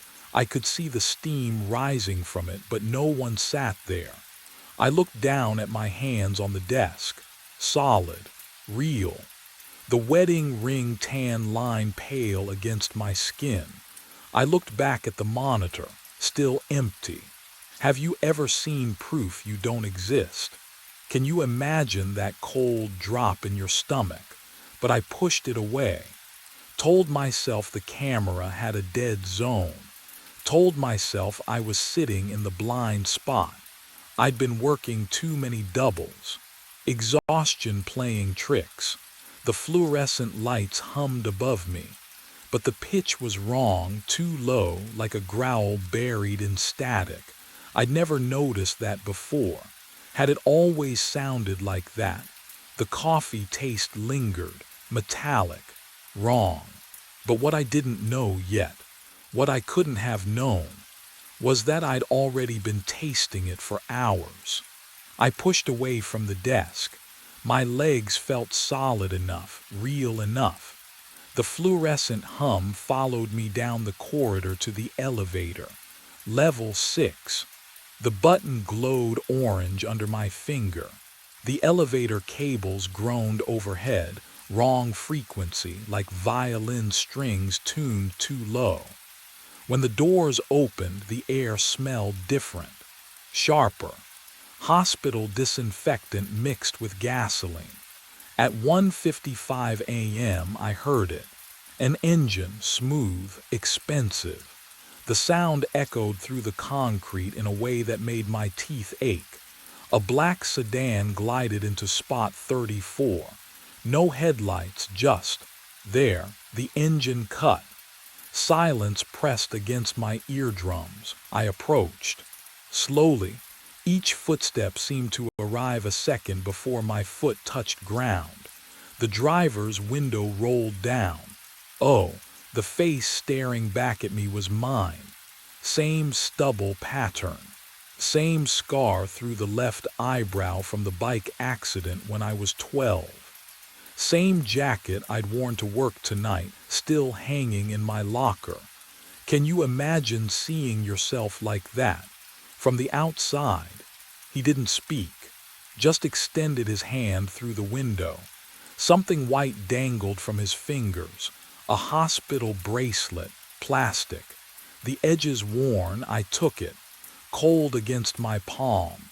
Status critical. Patient name Barnett Levi, the numbers blurred, date. Time admission. Check, the doppelganger said. His voice was mine but flatter, drained. Check what? He pointed at my wrist, at my throat.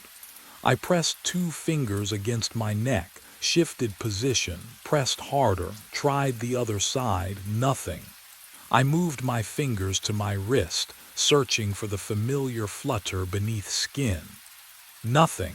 No pulse. No heartbeat. No rhythm at all. But what I didn't understand yet was that this moment right here, had already happened before. I stumbled backward, hand pressed against silent ribs. The sedan driver watched me with dead eyes, my eyes. Then I heard the footsteps, echoing from stairwell B, slow, deliberate. The metal door shrieked open, and another me stepped onto level 6. Same uniform, same confused expression. He froze when he saw us. No, he whispered. No, I just clocked in at 11. You're not real. The fluorescent lights above flickered, casting our shadows in triplicate. Have you ever seen yourself from the outside? It's worse than any mirror. I could see the exhaustion carved into his face, into my face. Before I could speak, the elevator chimed behind me. The doors slid open. 2 more. 2 more versions of me stumbled out, blinking against the sickly yellow light. The garage air shifted, suddenly thick with the sharp chemical bite of hospital disinfectant mixed with oil and concrete dust. It coated my throat, made me gag. This is wrong, one of them said. His voice cracked. I collapsed at 8 p.m. In the office, I felt it. The rupture. Shut up, the stairwell version snapped. I arrived at 11, your hallucinations, brain damage, oxygen deprivation. But what they said next made everything worse. The one from the sedan spoke, calm and cold. We've had this conversation before, all of us. You'll remember soon. I pressed my palm against the concrete pillar. It felt wrong, too warm. Pulse-like vibrations throbbed beneath the surface, rhythmic and wet. The clocks on every level began ticking backward. 2:11 became 2:10, then 2:09. No, I breathed. No, that's not. All 4 of them turned to me in perfect unison. Their mouths moved together, words synchronized. We're dying, they said as one voice, and we can't stop it from happening again. That's when I heard more footsteps, descending from every stairwell, every shadow. I ran, away from the footsteps, away from myself. The security office door swung open under my weight, monitors glowing cold blue in the darkness. Static hissed from every speaker, a sound like breathing through water. I grabbed the desk chair. pulled myself close to the screens. 8 monitors, 8 angles of the garage, all showing me. The first screen flickered, and I saw it. 8 p.m. The office. A version of me slumped at this very desk, body convulsing, fingers clawing at the keyboard. My mouth stretched open too wide, jaw dislocated, and foam bubbled pink at the corners. The wedding ring tan line on my left hand caught the fluorescent light as my arm spasmed. Once, twice, then nothing, just stillness. Eyes staring at nothing. Can you imagine watching yourself die? I pressed my palm against the cold monitor screen. The glass felt warm, wrong, like touching skin instead of plastic. But what I saw next made everything worse. Monitor 2 showed 11 p.m., the garage entrance. I walked through the door, alive, alert, carrying my thermos. I waved at the camera, clocked in, smiled. Both timelines. Oh God, both timelines were playing simultaneously. On monitor 3, a version of me wandered level 3, checking tire pressure with trembling hands. Monitor 4 showed another me standing motionless by the elevator on level 5, staring at the doors. Monitor 5 captured me sprinting down stairwell B, mouth open like I was screaming, though no sound played through the speakers. 5 versions, 5 different levels, all wearing the same uniform. All me. The timestamp in the corner of every screen blinked red. 2:11 a.m. Then reset. 2:11 a.m. Reset. 2:11 a.m. An infinite loop burning into the pixels, the numbers searing themselves into my vision until I couldn't look away.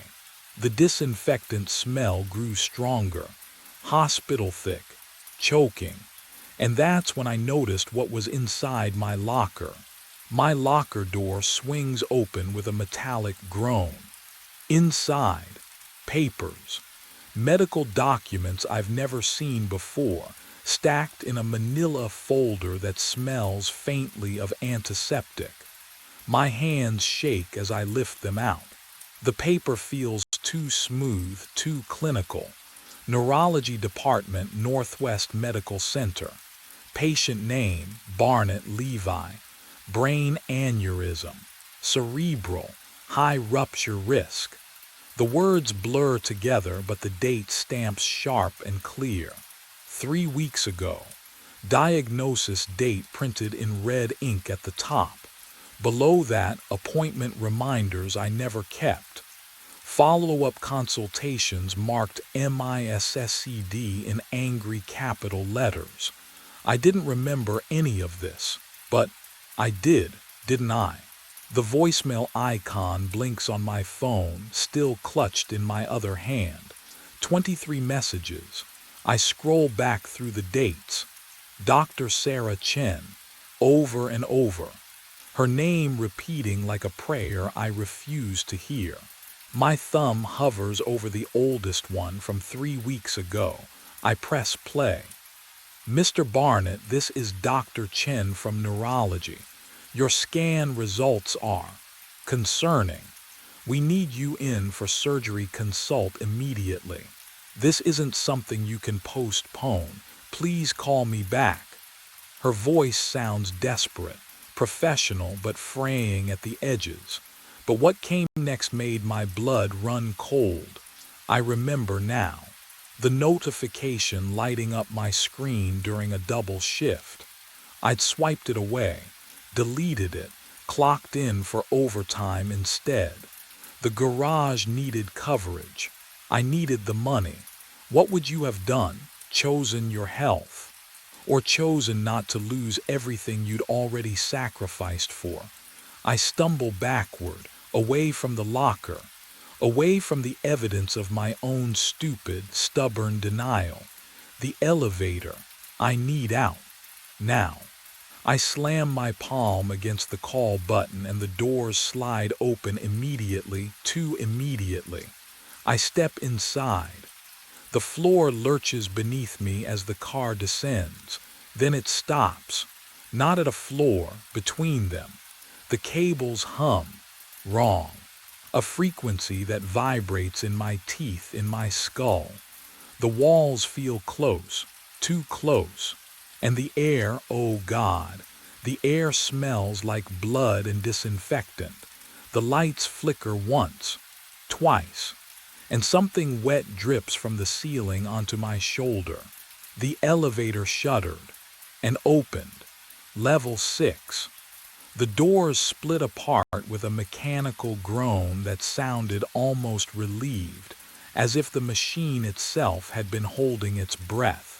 I stumbled forward onto the concrete, gasping, tasting copper and exhaust fumes mixing in the back of my throat.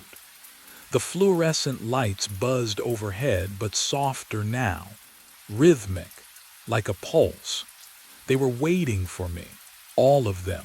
4 versions of myself stood in a semicircle around spot 34.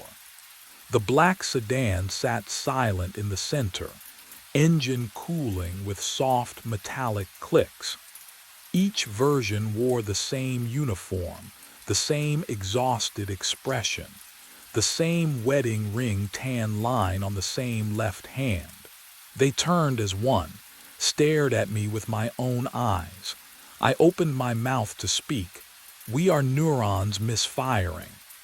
The words came from all of them, from me.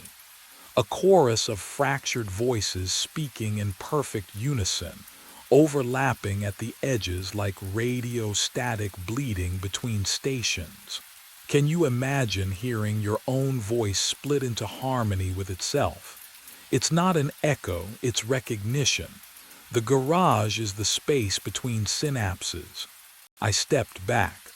The concrete wall behind me felt wrong, warm. Not the cold cement it should be. I pressed my palm against it and felt something beneath the surface. A rhythm, slow and wet. But what they said next made my knees buckle. Spot 34 is the aneurysm rupture point. The black sedan is the ambulance we never reached. I looked down at the concrete. It wasn't gray anymore. It pulsed, contracted.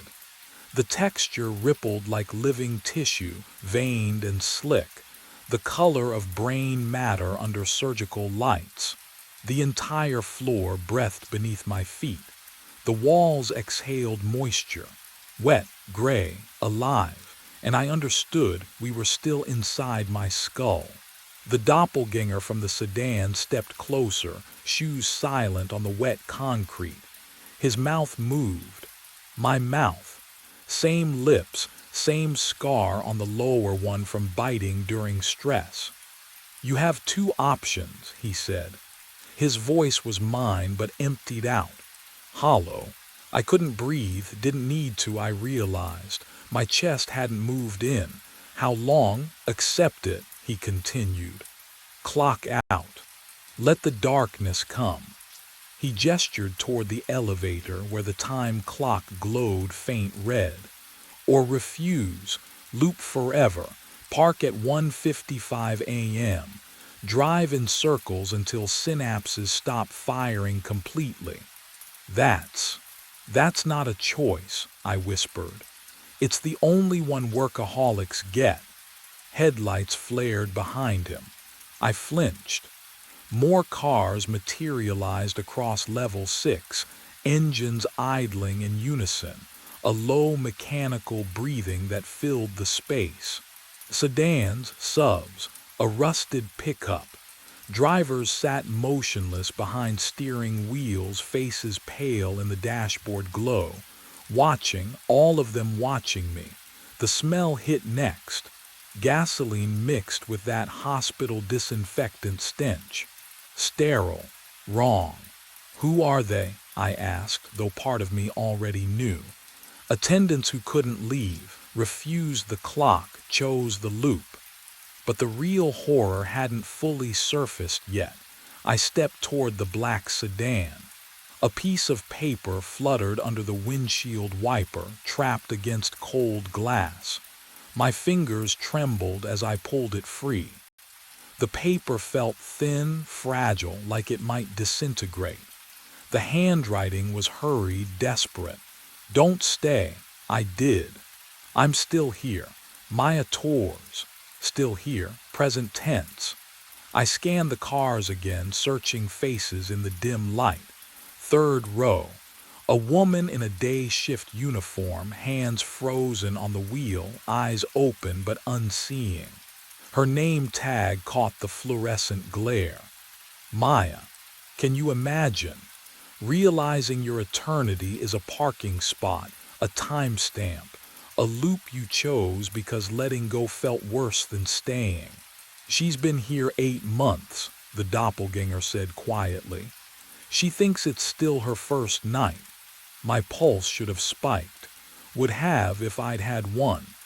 The terror sat cold in my non-existent chest, spreading like frost. And that's when I understood what the choice really meant. I walked back to spot 34. The painted lines glowed under the fluorescent wash, brighter than they should have been. My boots scraped concrete that smelled wrong. Not just oil and exhaust, but something clinical. Antiseptic. Like they'd tried to scrub away something permanent. The doppelganger followed. Silent, I knelt, pressed my palm flat against the cold surface. The concrete was darker here, stained. Not just one shape, layered rings like tree growth, each a different timeline of something spilled. "How many?" My voice cracked. 12 attendants. He stood over me, hands in pockets. Heart attack, stroke, aneurysm. All died right here. All chose overtime over doctors. I stood. The idle engines behind me pulsed in rhythm. 1, 2, 3. Heartbeats I didn't have anymore. But what I found next made the air leave my lungs completely. I moved to the garage's edge, where the concrete barrier overlooked downtown. The city sprawled below, every window lit, every street visible. Traffic lights blinked yellow. A woman stood on the corner, arm raised to hail a cab. A cyclist leaned forward mid-pedal. None of them moved. Not a single person, not one car. "How long?" I whispered. "Since 2:11 a.m., the doppelganger said. "When your aneurysm ruptured, when you collapsed in the office." The world kept going, but not for you. I gripped the barrier. The metal bit into my palms, cold, real, solid. "I clocked in at 11, I said. "I walked through the door, I was breathing." "No," his voice was gentle, pitying. "You were already gone." The fluorescent lights hummed lower, deeper. The sound crawled inside my skull. And that's when I understood what the time clock had really been counting down to all along. The time clock hums against the wall. 2:11 a.m. blinks red. Over and over, I stand there. How long? Minutes. Hours. Time doesn't work the same when you're already dead. My hand hovers over the button. Punch out, accept the darkness, let my neurons finally stop misfiring. Or punch in. Loop forever. Become the black sedan driver warning the next one who refuses to let go. The metal feels cold under my fingertip. Real. More real than anything since I collapsed at this desk. Can you imagine choosing your own eternity? Knowing the choice is final. I think about Maya Tours, about the 12 others who stayed, about the version of me who tried to warn himself and failed. I press the button. The screen glitches, pixels scattering like dying synapses. The red numbers fracture into static. The hum stops. Everything stops for a moment. Nothing. Just the smell of concrete and gasoline, just silence. But what happened next would change everything. The world blinks, and when it comes back, 1:55 a.m., I'm sitting behind the wheel of a black sedan. The leather smells like hospital disinfectant. My hands rest on the steering wheel, fingers I can't feel wrapped around something solid. The engine idles with a low purr that vibrates through the seat. Through the windshield, I see the security booth. Level 6, spot 34. The fluorescent lights flicker above. In the distance, footsteps echo. Someone's walking toward their shift, toward the time clock that's counting down to 2:11. I don't move, I just wait. The footsteps grow louder, closer. A figure appears at the edge of the concrete pillar. Young, tired, wearing the same uniform I wore, the same badge. They glance at my car. Our eyes meet through the glass. I reach for the window button, and I wonder if they'll listen. On the screen, I never came back out. I rewound it 3 times. Same result. The grainy black and white footage showed me walking toward the storage room door at 4:33 a.m. My hand reached for the handle. The fluorescent lights above flickered once, and I stepped inside. The timestamp continued. 4:34, 4:35, 4:36. The door never opened again, but I'm standing here right now. My fingers pressed pause. The pharmacy hummed around me. Refrigerators cycling, fluorescent tubes buzzing their constant static lullaby. I could smell the sharp bite of antiseptic cleaner mixed with something older, stale, like decades of night shifts trapped in linoleum. The time clock on the wall read 4:29 a.m., 5 minutes. I looked down at my hands on the prescription counter. Real, solid, the same hands I'd watched on that screen, reaching for a door I couldn't remember opening. When did I review this footage? Why couldn't I remember walking into that room? My shift log sat beside the keyboard. My handwriting filled yesterday's entry. Nothing unusual, nothing missing. But what the footage showed next made my breath catch.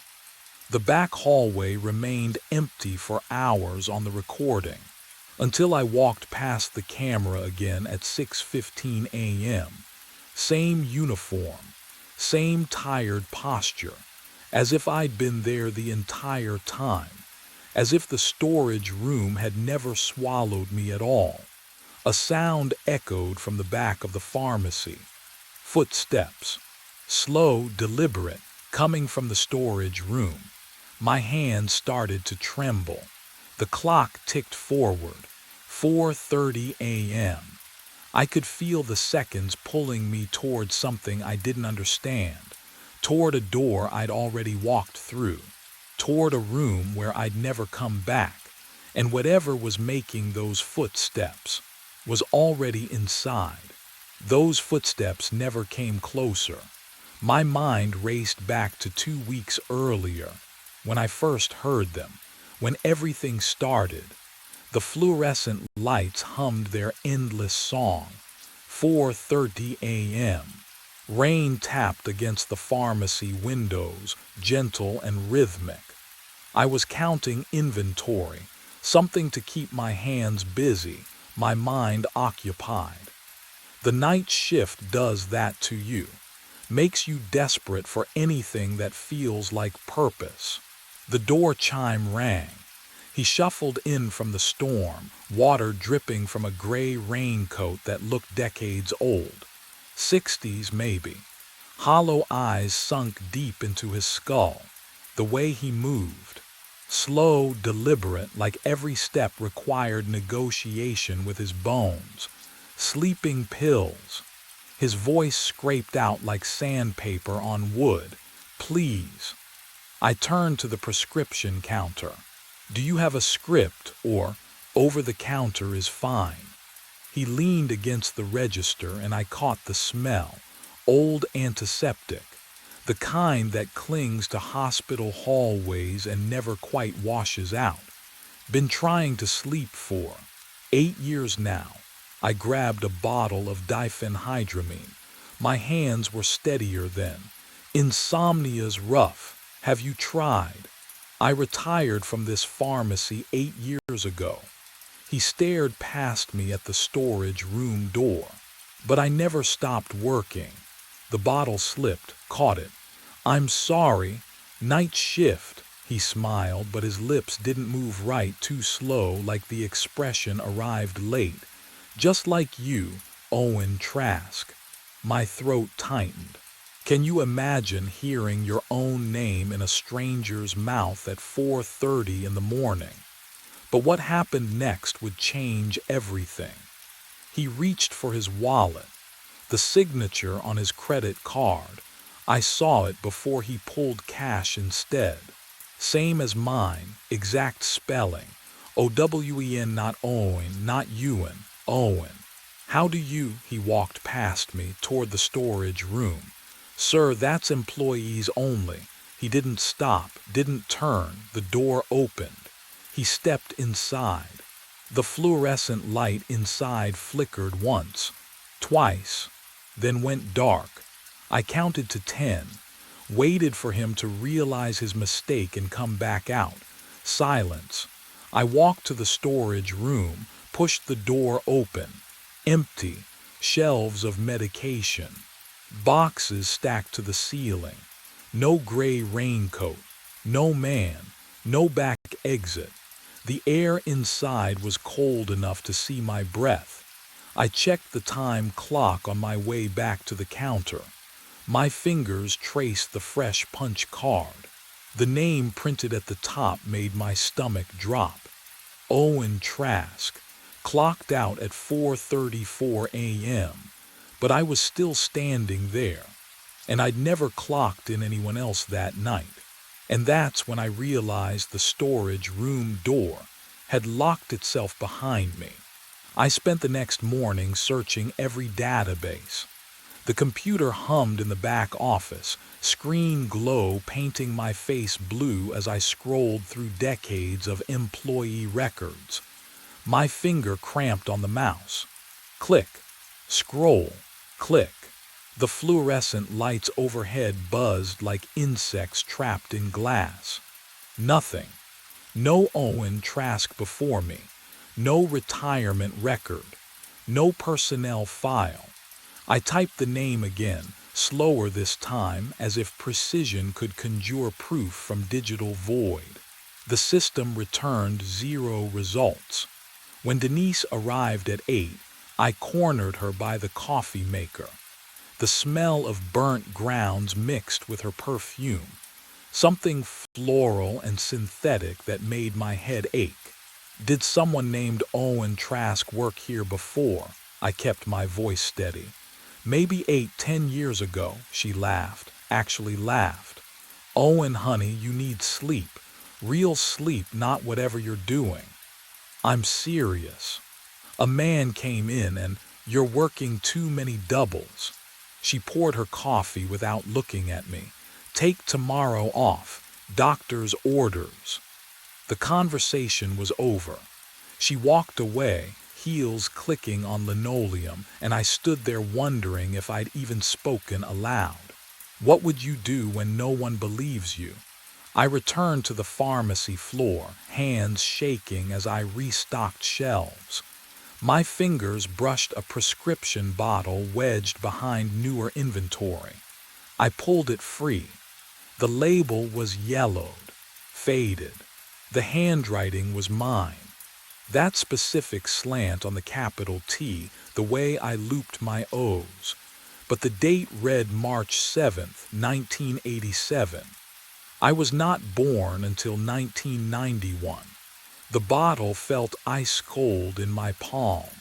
I stared at my own signature, impossible, undeniable, and understood then that something far worse than exhaustion was happening. Someone had been writing my name decades before I existed, and whoever it was, they were still here. I kept the bottle hidden in my pocket for the rest of that shift, the weight of it pressed against my thigh, a constant reminder that something impossible had carved my name into history before I existed. The next night, Mr. Petrov shuffled in at 4:03 a.m. for his insomnia medication.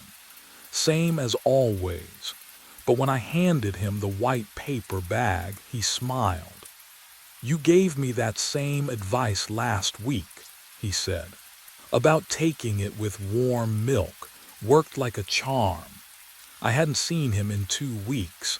I don't remember that," I said. He tapped the counter twice. "Sure you do. You were wearing that same blue watch. Told me you got it from your father." My wrist was bare. I'd never owned a watch in my life. He left before I could ask him what he meant. The fluorescent lights buzzed overhead, the only sound in the empty pharmacy. My hands were shaking. What would you do? Would you convince yourself you'd forgotten? Or would you start digging? I dug. The time clock hung on the wall behind the prescription counter. I pulled the drawer beneath it, rifling through weeks of punch cards. The paper felt brittle and cold under my fingertips. And there it was. My card showed clock-ins on September 9th and September 12th. I was home both those nights. I remembered. I'd called in sick with a migraine, but the proof contradicted my memory. What I found in the security footage room would unravel me completely. The monitor cast a pale glow across my face as I scrolled backward through hours of recordings. Night after night of empty aisles and flickering lights. The timestamp ticked in the corner: 4:28, 4:29, 4:30, 4:31, 4:32, 4:33. Then, nothing, static. A gap lasting exactly 60 seconds. When the feed resumed at 4:34, the storage room door stood open, but I never came back out. I checked another night.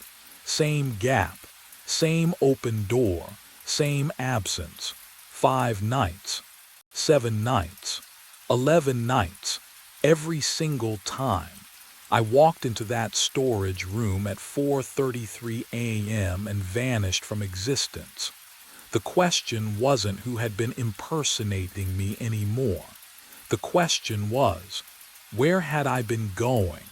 I needed answers the storage room might provide. The door swung open with a groan that echoed too long in the narrow space. Cold air hit my face, not the manufactured chill of the pharmacy's air conditioning, but something deeper, older, the kind of cold that settles in abandoned places. My breath misted in front of me as I stepped inside. The smell struck me next.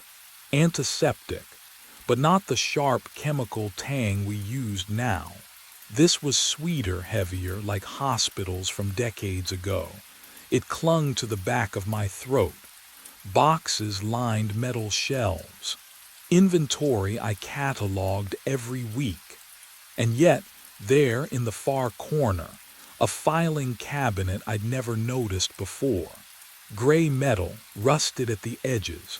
A lock hung from the top drawer, tarnished brass. My hands trembled as I searched the key ring Denise kept in the office. Most were labeled. One wasn't, small, brass.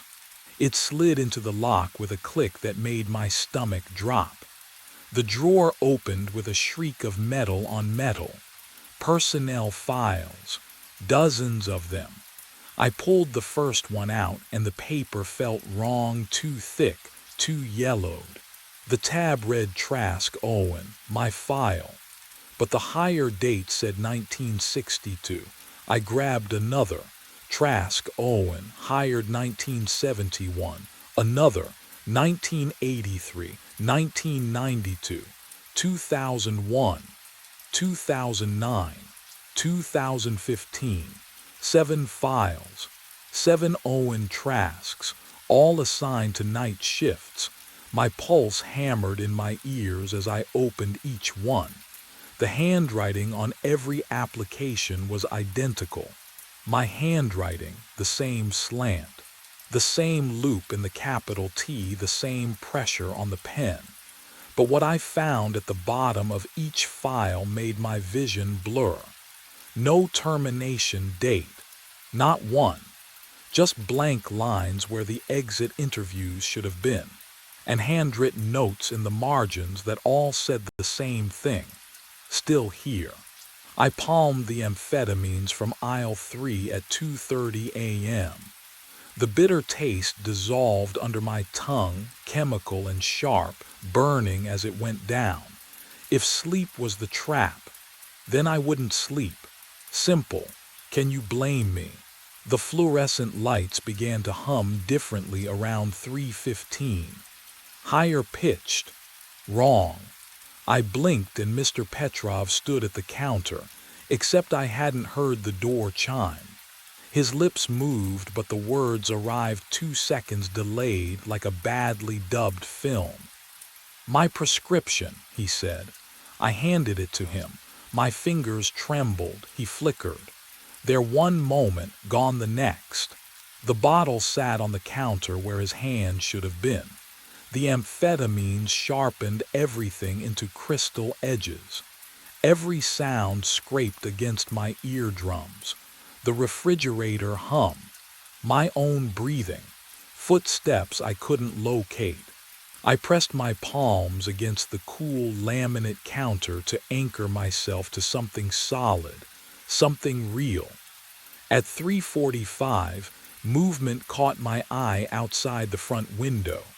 Him, the older version of me, stood in the parking lot beneath the single street light. His mouth moved in desperate shapes. Warnings I couldn't hear through the glass.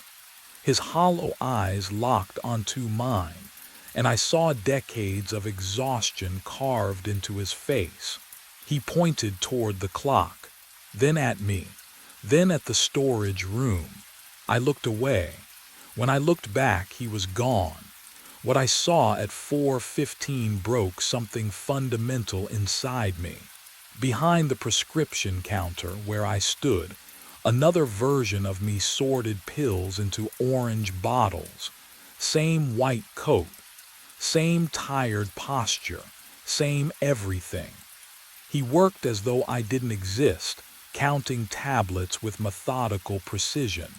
I couldn't move, couldn't breathe. He looked up and met my eyes. Neither of us spoke.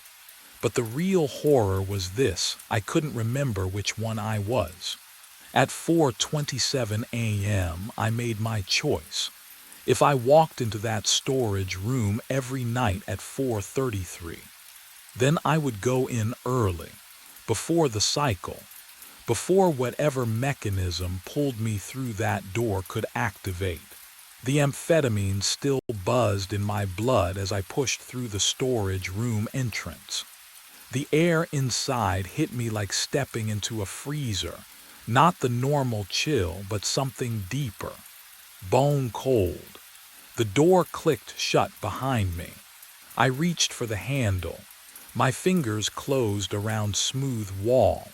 No, I spun around. The door was gone. Just cinderblock painted institutional beige, unbroken from floor to ceiling. I pressed my palms against it, searching for a seam, a crack, anything.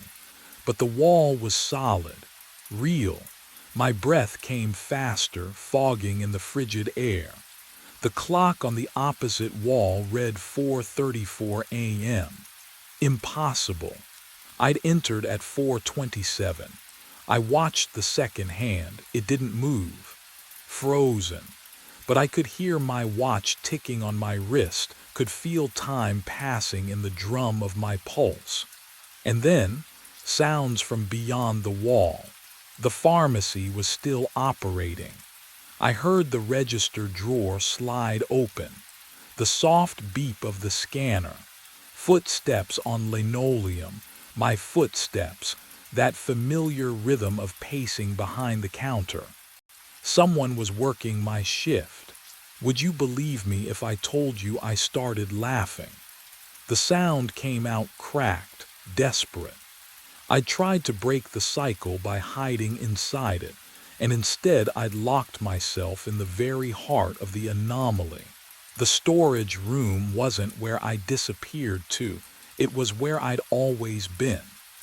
What I'd realized as the temperature dropped another impossible degree chilled me worse than the air. If the pharmacy was still running outside these walls, then what version of me was working the counter? And how many of us were trapped in here with me? I heard the breath first, not my own, someone else's, slow and ragged like air pulled through damaged lungs. The temperature dropped another 10 degrees. I felt it bite through my shirt, sink into my chest. He stood in the corner where no corner should exist. The older man, the one who'd asked for sleeping pills 2 weeks ago, hollow-eyed, exhausted, wearing the same Medi-Quick vest I had on but decades more faded. "You're starting to remember now," he said, his voice scraped like rust. "Aren't you?" "Remember what?" My own voice sounded thin, desperate. "The shift." He stepped closer. The smell of old antiseptic rolled off him, that same wrong smell that had lived in this room for weeks. "It never ends, Owen.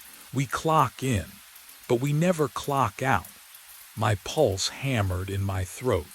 "We" echoes. He pressed his palm against the cinder block where the door used to be. His hand left no warmth. All of us, the same person, trapped in the same infinite shift. I wanted to laugh, to scream.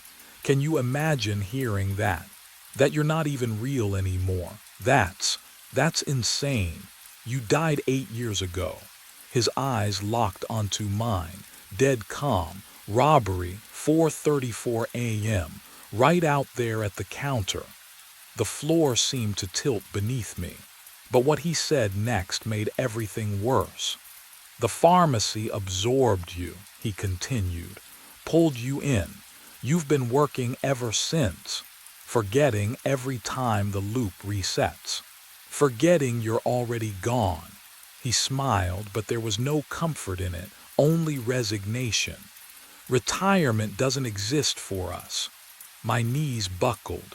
I braced against the shelf, metal bit into my palm, cold and real. No, I'm alive. I drove here tonight. Did you?" He tilted his head.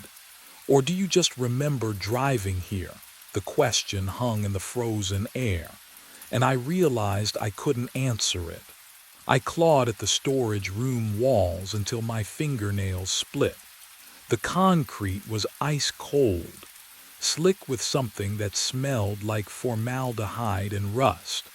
My breath came in ragged gasps. The wall gave way to a door I hadn't seen before. The pharmacy counter stretched before me. Fluorescent lights hummed overhead. The time clock read 4:29. I spun around, ran back through the door. It opened too. The counter again. Same humming lights, same frozen time. What would you do? When every exit leads to the same beginning. I tried 7 more doors. Storage room, break room, bathroom. Each one dumped me behind that counter like a skipping record. My legs buckled. I crawled to the security monitor, hands shaking so badly I could barely press the rewind button. The screen flickered. Multiple feeds displayed simultaneously, different dates, different angles. And there I was, 12 versions of me, some younger, some grayer, all wearing the same vest, all stocking the same shelves at 4:32 a.m. across nights that spanned decades. But what I saw next would shatter everything I thought I understood about the loop. I scrolled back, further, 8 years to the night I supposedly died. The timestamp read 4:33 a.m. A figure in a black hoodie entered frame, moving toward the register. I watched myself, the me from 8 years ago, look up from the pill bottles. The robber raised a gun. My younger self lifted his hands, said something. The robber stepped closer into the light of the fluorescent fixture overhead. I pressed my face to the monitor. The hoodie fell back. No. The robber's face was mine, hollow-eyed, ancient. The same face that had just told me I was dead. And that's when I understood. I wasn't just trapped in the loop. I was the loop. I stand behind the counter at 4:30 a.m. The fluorescent lights buzz overhead. That familiar hum I've heard for decades, or maybe just weeks. Time doesn't mean what it used to. The antiseptic smell is comforting now. Isn't that strange? What would you do if the thing that trapped you became the only thing you knew? The door chimes. A young woman enters, 20-something, dark hair pulled back, nervous smile. She carries a folder against her chest like armor. Denise appears from the back office, coffee in hand. The steam rises between them. "This is Owen," Denise says, gesturing toward me. "He'll show you the ropes tonight." The woman extends her hand. I take it. Her palm is warm. Mine feels cold, dead cold. "I'm really excited," she says. Her voice is bright, hopeful. "I've been looking for something stable. Night shifts are perfect for my schedule." I open my mouth. Nothing. I try again. My throat works. My lips move. But no sound emerges, not even a whisper. The pharmacy swallows every syllable before it can form. The woman doesn't notice. She's already looking around, taking inventory of her new prison. Denise hands her a name tag. She pins it to her shirt, fingers fumbling slightly. I watch the metal catch the fluorescent glare. Her name is printed clearly. Not mine. Not yet. But what happened to me will happen to her. I know that now. The clock on the wall ticks forward. 4:33, 4:34. My hand moves on its own. I reach for the time clock, punch out. The card slots into place with a mechanical click. The woman smiles at me as I grab my coat. "See you tomorrow," she asks. I nod. She will understand soon. When the older version of herself walks through that door at 4:30 a.m., requesting pills she'll never take, when she finds personnel files with her handwriting from years before she was born, she will understand that some shifts never end. The sleeping bag is still warm. I crouch on the concrete floor of floor 32, my hand hovering an inch above the fabric. Heat radiates against my palm. Someone was here, minutes ago, maybe less. My flashlight beam catches the uniform hanging from an exposed pipe overhead. Security gray, pressed creases. The name tag glints under the light. Nathan Graves. My name, my uniform, but I'm wearing mine right now. The badge number underneath makes my throat tighten. 1847. My old badge. The one I lost 8 months ago during the brownout on floor 18. The one that was supposed to be deactivated. I pull my tablet from my belt with shaking fingers. The checkpoint log glows in the darkness. 2:17 a.m. 2 scans recorded.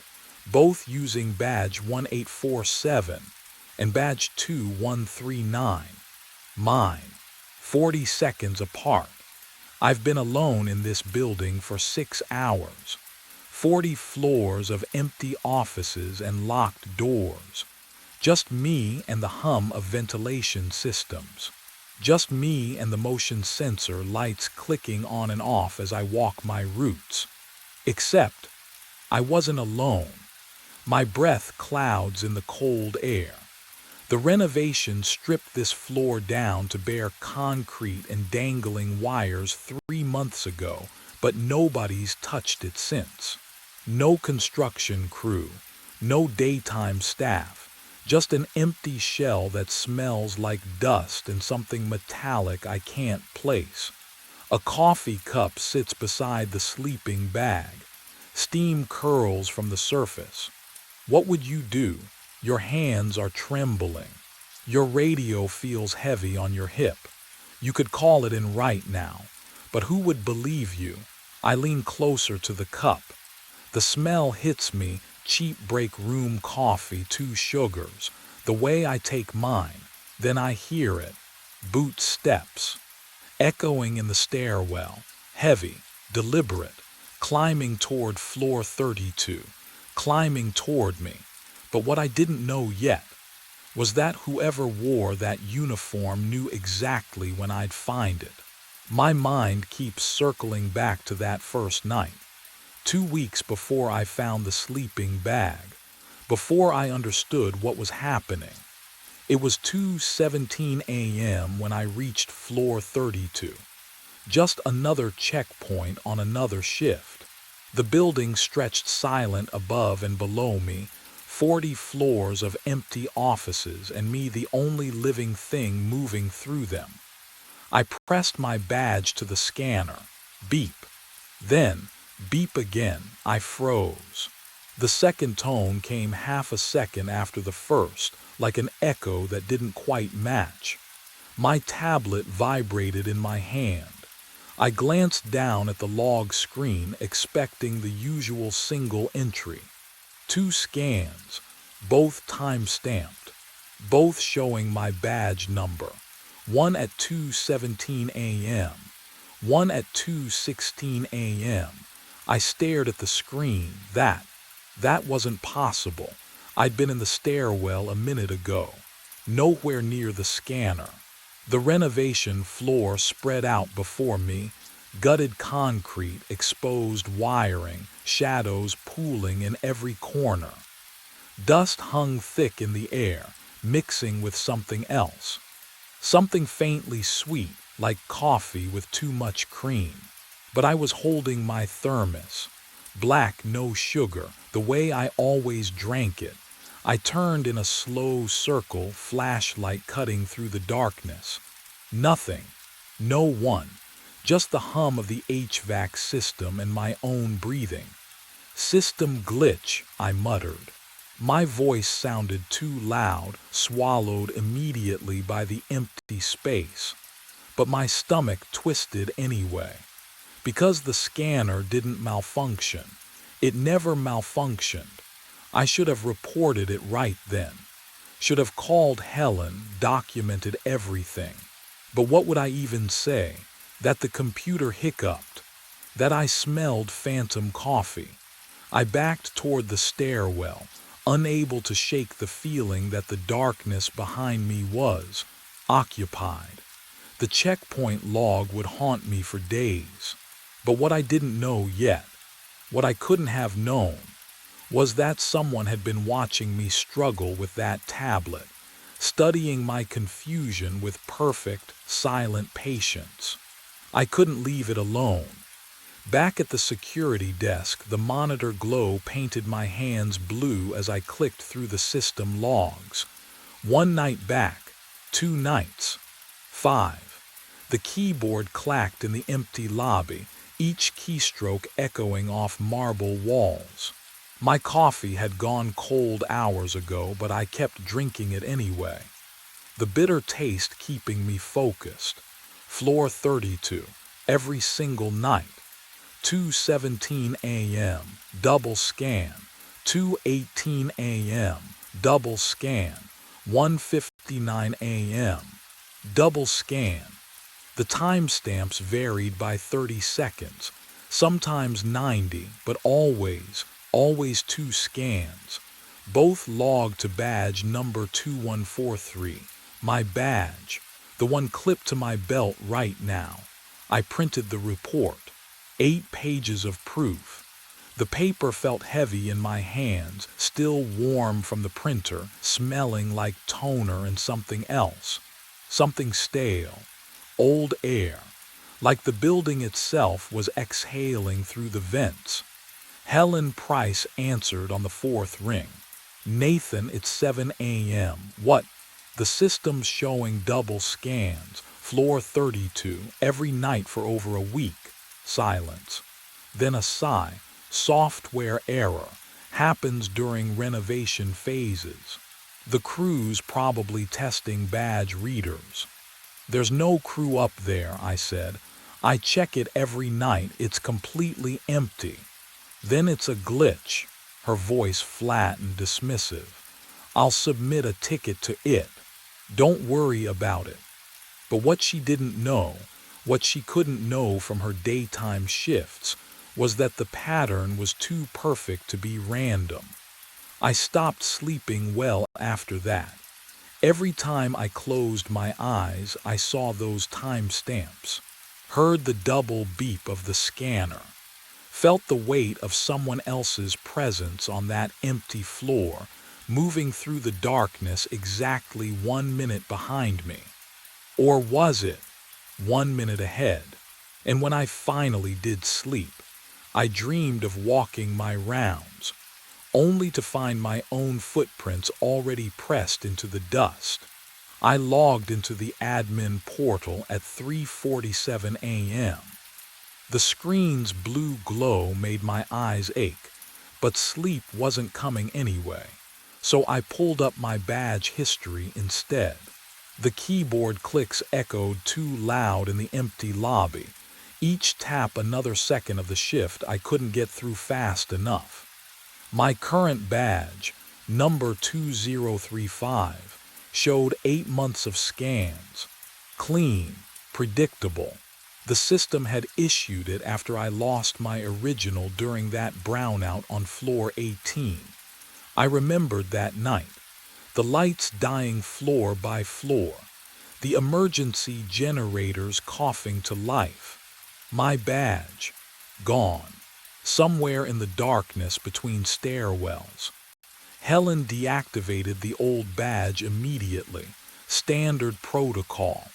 Badge number 1847 dead in the system by morning.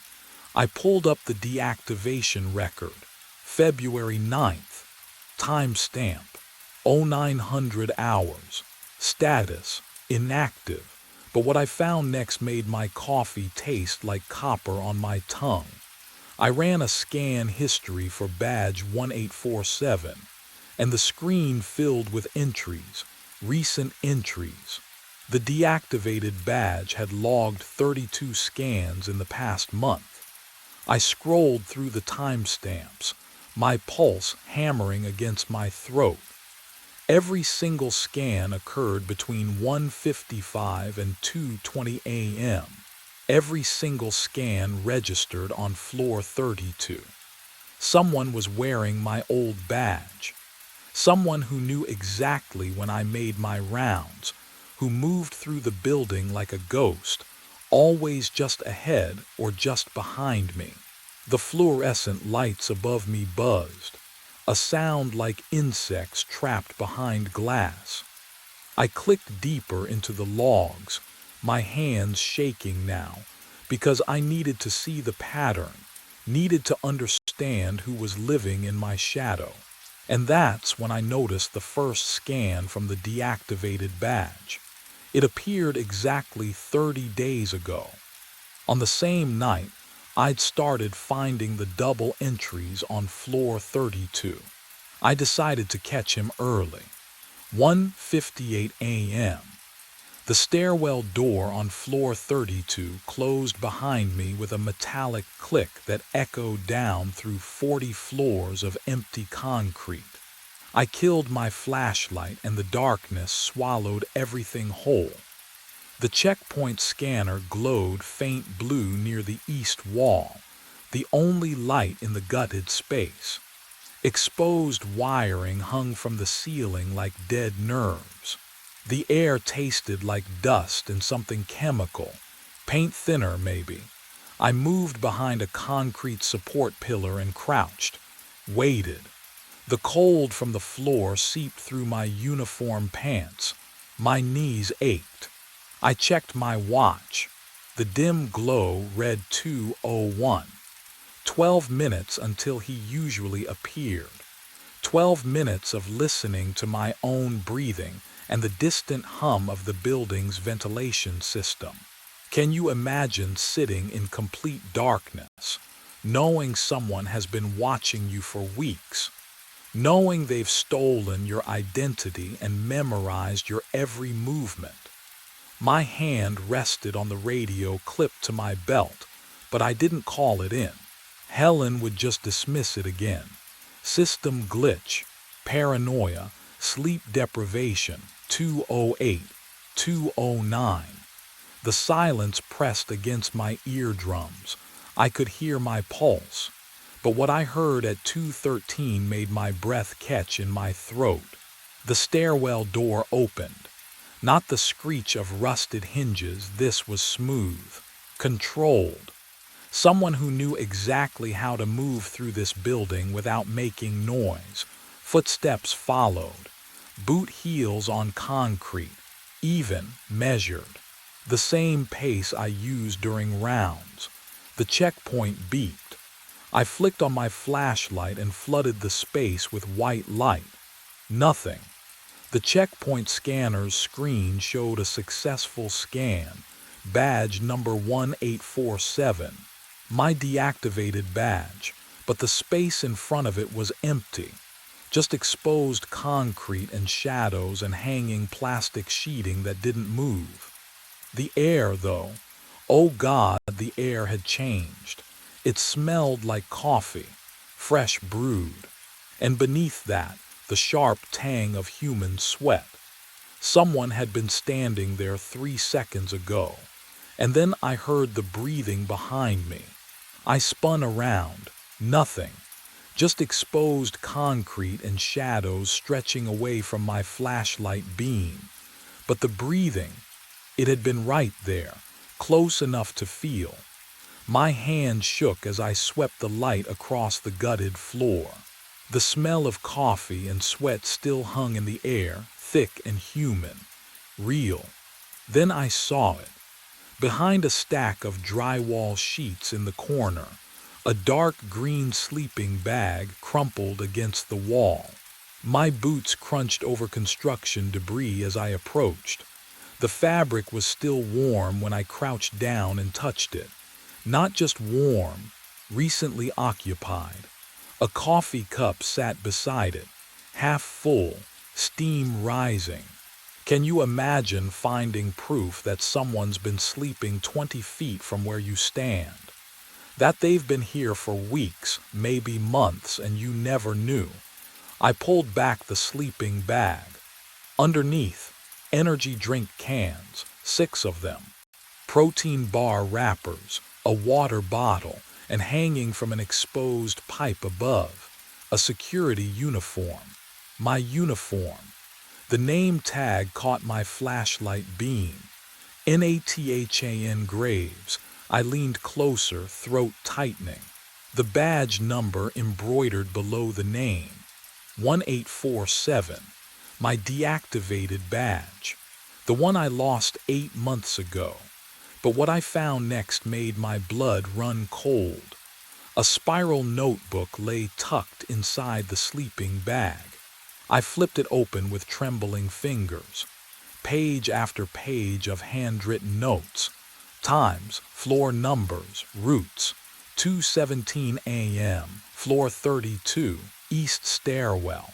1:43 a.m., floor 18, West Elevator Bay, 3:06 a.m. Lobby, coffee break, 6 minutes, every checkpoint, every pattern, every habit I developed over 8 months of overnight shifts, documented, studied, memorized. The handwriting looked almost like mine, but the letters slanted wrong, too precise, too deliberate. Someone had been living here, watching me, becoming me. And then I heard it footsteps in the stairwell again, climbing up, getting closer. The footsteps echoed closer, climbing, deliberate. My hand shot to the radio clipped at my belt. I fumbled with the volume dial, brought it to my lips, static. Dead, hissing static that filled the silence like television snow. Control, this is. This is Graves on 32. I need nothing. Just that crackling emptiness that meant I was completely alone up here. The footsteps continued their steady rhythm, boot soles striking concrete in the stairwell. Getting closer. I backed toward the opposite exit, keeping my flashlight trained on the stairwell door. My heart hammered against my ribs. The beam trembled in my grip. I could smell the concrete dust thick in the air, and something else underneath it. Something familiar, coffee, sweat. The exact smell of my own uniform after a long shift. The footsteps stopped, just stopped. I froze, listened. The silence pressed against my eardrums like water pressure. Can you imagine that kind of quiet? When even your own breathing sounds like a scream. Then I saw it. A shadow stretched across the bare concrete wall beside the stairwell entrance, long and thin, cast by the motion sensor lights inside. Human-shaped, wearing the peaked cap of a security guard. The silhouette didn't move, but I could see the slight rise and fall of shoulders. Breathing. But what happened next made my blood turn to ice water. Nathan. The voice came from the stairwell. Calm, steady. It was my voice, not similar, not close. Exactly mine, the same timbre, the same slight rasp from too many years of cheap coffee and midnight shifts. I'd heard recordings of myself. I knew what I sounded like. This was identical. Nathan, I know you're there. The shadow on the wall shifted. A hand reached for the door handle. I ran. The door slammed behind me. Metal shrieked against concrete as I bolted down the corridor. My boots hammered against tile. Behind me, footsteps matching my rhythm, same weight, same pace. I didn't look back. Stairwell B. I threw myself through the door and took the steps 3 at a time. Cold air rushed up from below, carrying the smell of old dust and something else, something sharp, like sweat-soaked fabric left too long in darkness. The footsteps followed, not faster, not slower, exactly my speed. Floor 28, 25. My lungs burned. I risked a glance at the landing window as I rounded the corner there. In the reflection, same height, same build, same uniform stretched across familiar shoulders, but the badge photo on his chest. It looked washed out, faded, like a photograph left too long in sunlight. Can you imagine seeing yourself like that, wrong in ways you can't quite name? I hit the lobby at full sprint. The security desk monitors glowed ahead like a lifeline. I grabbed the chair, pulled up the surveillance system with shaking hands. Floor 32. Camera 14.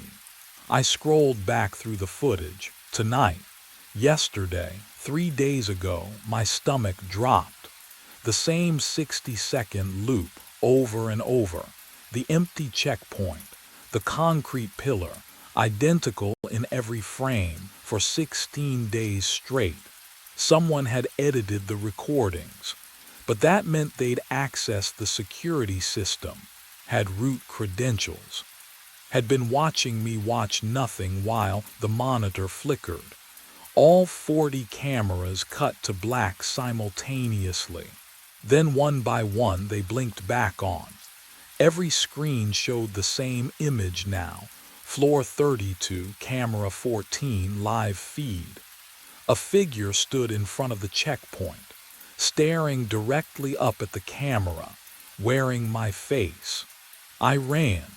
Down the fire exit, boots hammering concrete, breath tearing through my chest like broken glass. The parking garage. Underground. Thick walls. Somewhere I could think without 40 cameras broadcasting my terror. The auxiliary office door hung open. I threw myself inside and dragged the metal desk across the threshold. It screeched against the floor, a sound that made my teeth ache, but it held. I shoved a filing cabinet against it, then a chair. The air down here tasted like motor oil and concrete dust. My shirt clung to my back, soaked through with cold sweat. I could hear my pulse in my ears, that hollow thumping that drowns out everything else. The backup terminal sat in the corner, coated in dust. I jabbed the power button, waited, the fan whirred to life. I needed answers, the brownout, 8 months ago, the night I lost my badge. My fingers trembled over the keyboard as I navigated to archived footage. February 14th, floor 18, 1:43 a.m. The night the power died for 6 minutes and came back wrong. I found the file, clicked play. Grainy footage showed the 18th floor hallway. Emergency lights casting everything in sickly green. Then I appeared on screen, myself, moving toward the stairwell, flashlight beam cutting through darkness. I watched myself disappear through the door. The timestamp rolled forward. 1 minute, 2, 5. But what I saw next would crack open everything I thought I understood. At 1:52 a.m., the stairwell door opened again. Another figure stepped into the hallway wearing my uniform, my boots, my cap. I leaned closer to the screen, pulse roaring. The figure paused directly beneath camera 4. Slowly, so slowly, it tilted its head back, stared straight into the lens. The face, oh God, the face was mine, not similar, not close, identical, every line, every angle. The same exhaustion carved into the features, the same 2-day stubble, the same small scar above the left eyebrow from a childhood fall I never told anyone about. But something in the eyes was wrong. Too focused, too aware. Like looking at a photograph of yourself where the expression doesn't match any memory you have of that moment. The figure on the screen smiled. Not a friendly smile, not a nervous smile, a smile that said, I see you. I've always seen you. It reached up and adjusted the badge hanging from its chest. Badge number 1847. My deactivated badge. The one I reported lost. The one that should have been destroyed. Then the figure walked away, boots echoing down the hallway, and disappeared around the corner like it owned the place. The footage ended. I sat there, hands frozen on the desk. Have you ever watched something that shouldn't exist? Something that breaks the rules of what's possible? My phone buzzed in my pocket. Once, twice, 3 times. I pulled it out with shaking fingers. The screen glowed blue in the darkness of the garage office. One new message from my own number. I stared at it. The notification sat there waiting. My thumb hovered over the screen. What do you do when you get a text from yourself? I opened it, and what I read made the walls close in. The text message glowed on my phone screen. 3 words from my own number. Welcome home, Nathan. I stared at it until the letters blurred, until footsteps echoed in the parking garage above. Voices, the day shift. I bolted up the stairs, legs screaming. The lobby lights had switched to morning mode, warmer, softer, almost kind. Jennifer from accounting was scanning in. Marcus adjusted his tie near the elevator bank. Normal people living normal lives. Helen Price stood at the security desk, arms crossed. There's someone in the building, I said, my voice cracked. Floor 32. He's been living there. He has my old badge. Nathan, she held up her tablet. I pulled the night logs when you didn't answer your radio. She turned the screen toward me. 1 scan per checkpoint. All mine, all normal times. No double entries, no anomalies. That's not possible. I saw him. I saw the footage. What footage? She swiped through the archived files. Everything's clean. You've been working doubles for 2 weeks. Maybe you need to take some time. I pushed past her, up the stairwell. 32 floors, lungs burning with each flight. The renovation floor smelled like fresh paint and morning air from open windows. The sleeping bag was gone. The uniform, the notebook, even the coffee cup. Concrete floor swept clean. But what I found in its absence would fracture everything I thought I knew about that night. Back at the security desk, Helen handed me coffee. Drink. You look terrible. The ceramic mug warmed my shaking hands. I lifted it, took a sip. Too sweet. The sugar coated my tongue, thick and wrong. I don't take sugar, never have. But I watched my hand reach for another sip anyway, like it knew something I'd forgotten. I set the mug down. My reflection stared back from the black monitor screen between shifts. Same tired eyes, same uniform, but the badge photo clipped to my chest looked slightly washed out, faded at the edges, like it had been deactivated 8 months ago. I touched my face. The reflection touched back. Jennifer walked behind me in the screen's surface, chatting on her phone, oblivious. Helen was already walking away. Go home, Nathan. Get some sleep. I stood, picked up my coffee, drank again despite the wrongness.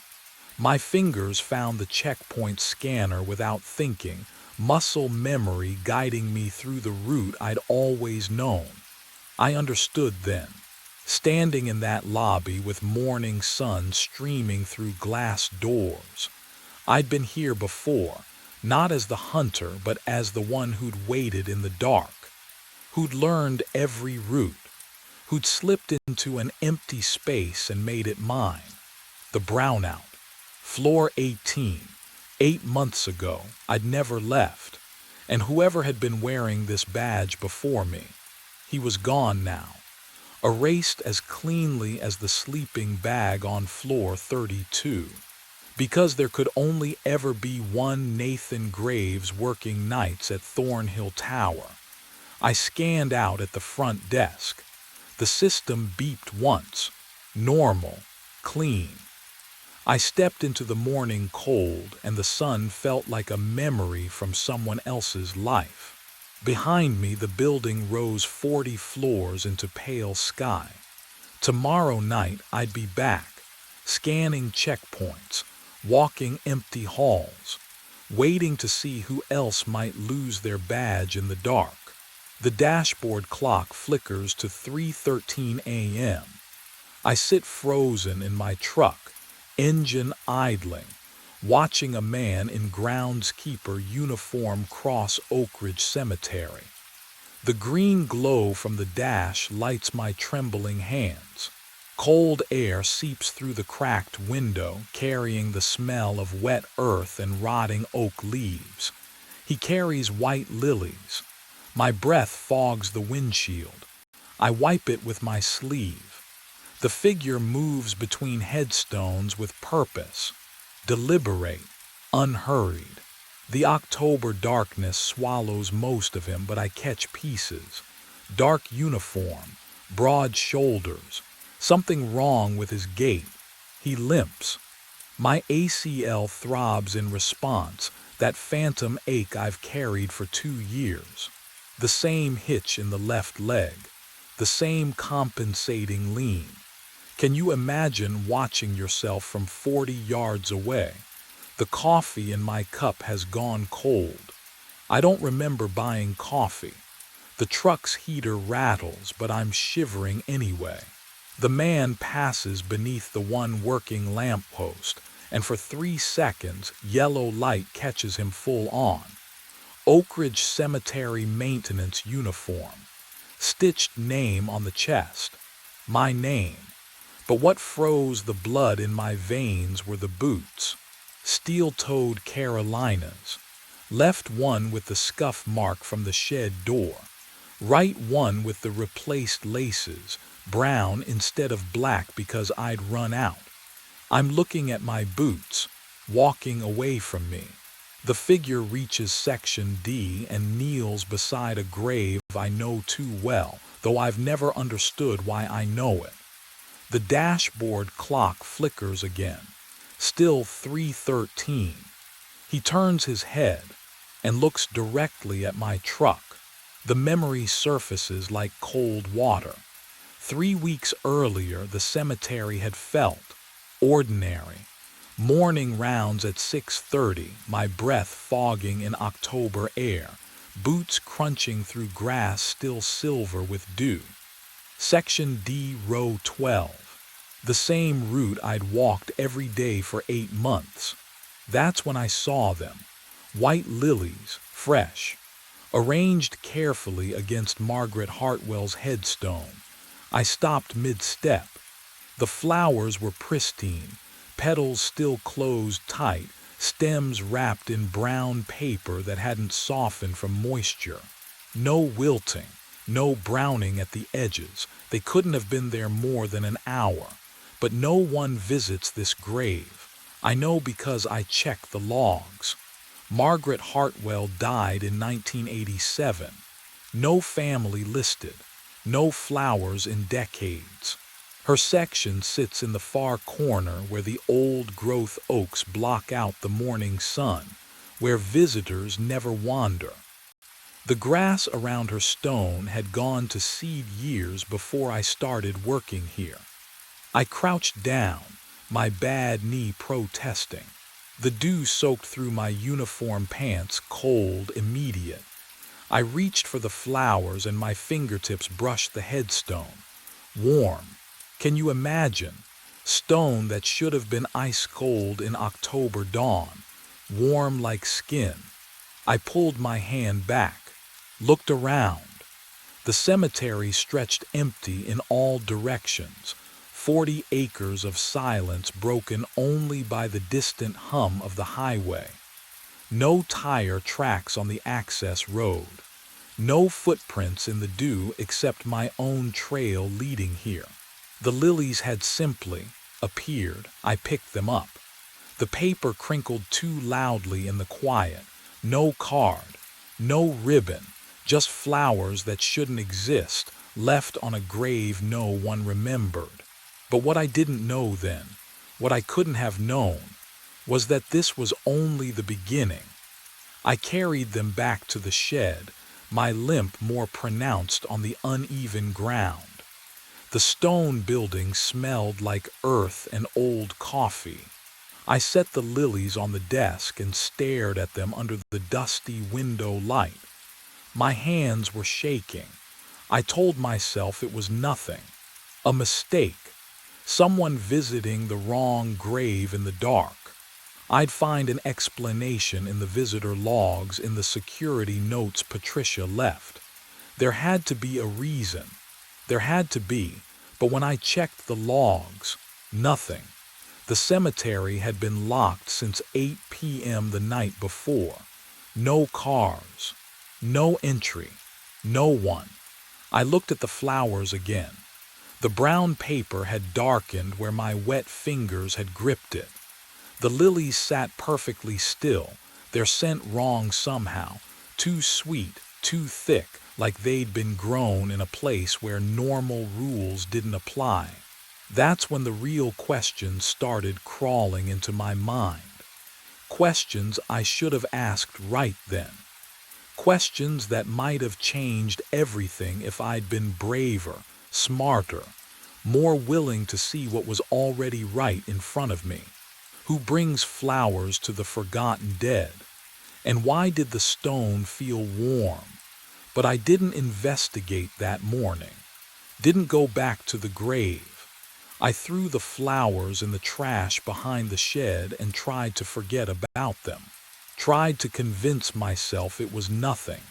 Because the alternative, that something impossible had happened in my cemetery on my watch, was too much to accept. The next morning, the lilies were there again. Day 3, the lilies were back. I stood in section D at dawn, staring at the white petals against the gray stone.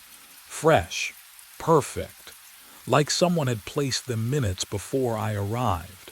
My breath misted in the October cold, but when I knelt and pressed my palm to Margaret Hartwell's headstone, warmth radiated through the granite.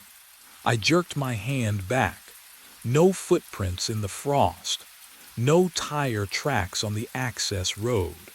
I'd checked the gate lock myself the night before, rusted shut, same as always. Day 4, day 5, day 6. Every morning the flowers returned. I stopped removing them. Instead, I checked the visitor logs going back 2 months. Empty pages. I reviewed the security camera footage from the main entrance. Grainy, useless, showing nothing but deer and wind-blown leaves. Patricia gave me a concerned look when I asked about night maintenance schedules, but I didn't explain. How could I? Have you ever felt watched by the past? That weight between your shoulder blades like eyes you can't see. I started spending my lunch breaks in the basement archive beneath the shed. Moldy file boxes stacked to the ceiling, a single bulb swinging overhead. The smell of damp paper and earth clung to everything. I found Margaret Hartwell's burial record in a water-stained ledger. Died October 1987, age 34, no surviving family listed, no service held. 38 years in the ground. Alone. But someone remembered her. Someone who left no trace. That night I returned to the grave after my shift ended. The stone was warm again. And this time I caught it. A scent, faint as a whisper, threading through the cold air. Lilac perfume. And that's when I realized the flowers weren't the real message. I drove to the hardware store at noon. My hands shook mounting the camera to the oak tree, the metal cold enough to burn my palms. The screws kept slipping. My ACL throbbed with each shift of weight. That deep ache that never really leaves. I angled the lens toward Margaret Hartwell's headstone 20 feet away. The stone looked ordinary in daylight, gray, weathered, dead, but I'd felt the warmth. I limped back to the shed and tested the monitor. Grainy black and white feed, motion activated, battery backup, professional enough. Patricia would fire me if she knew I was doing this, wasting equipment on. What? A hunch. Can you blame someone for needing proof? That night I sat in the shed's break room, watching the small screen glow in the darkness. Cold coffee in a chipped mug. The smell of earth and mildew pressed close. The cemetery outside my window was silent, perfectly silent. No wind, no animals, just nothing. 1 a.m., 2 a.m. My breathing filled the room, but it sounded wrong somehow. Delayed, like an echo arriving before the original sound. I checked the monitor every 30 seconds. The grave sat empty in infrared glow. White lilies from this morning still rested against the stone. I'd left them there on purpose. A test. 2:45 a.m. My eyelids grew heavy. The coffee had gone room temperature an hour ago. Maybe this was stupid. Maybe I was losing it, sitting here in the dark, watching a dead woman's grave like some kind of. But what I didn't know yet was that the camera had already been watching me. 3:14 a.m. Movement detected. The monitor chimed. I lurched forward, knocking the mug to the floor. On screen, a figure crossed the frame, walking toward the grave, limping, wearing my uniform. I hit rewind. The footage jerked backward, the figure retreating from the grave in stuttered steps. My finger trembled on the mouse. Play again. 3:14 a.m. The man appeared at the edge of the frame, limping. That same hitch in his right leg I'd carried since the ACL tear. The one that made me drag my boot through mud. He walked closer, closer. I paused the feed, zoomed in. The uniform was mine, dark green, frayed at the collar. But that wasn't. I leaned into the monitor until my nose nearly touched the screen. There, stitched above the chest pocket, Miller, my name. Have you ever seen your own face where it shouldn't be? Not a reflection. Not a photograph you forgot taking. Something else. Something wrong. I zoomed further. The pixels fractured into gray squares, but the features held. My jawline, my receding hairline, the scar through my left eyebrow from a childhood fall. My hands were slick, cold. I wiped them on my jeans and clicked forward frame by frame. The figure bent, placed white lilies on the stone, then stood, motionless. The timestamp crawled forward, 8 minutes. He never moved. Just stared down at Margaret Hartwell's grave like he was waiting for permission to leave. But the worst detail was still hidden in the footage. I scrubbed to the end. 3:22 a.m. The figure turned and limped back toward the shed, toward the camera. His face filled the frame for 1 perfect second before the motion sensor timed out. It wasn't just similar. It was identical. The coffee I'd been nursing all night surged up my throat.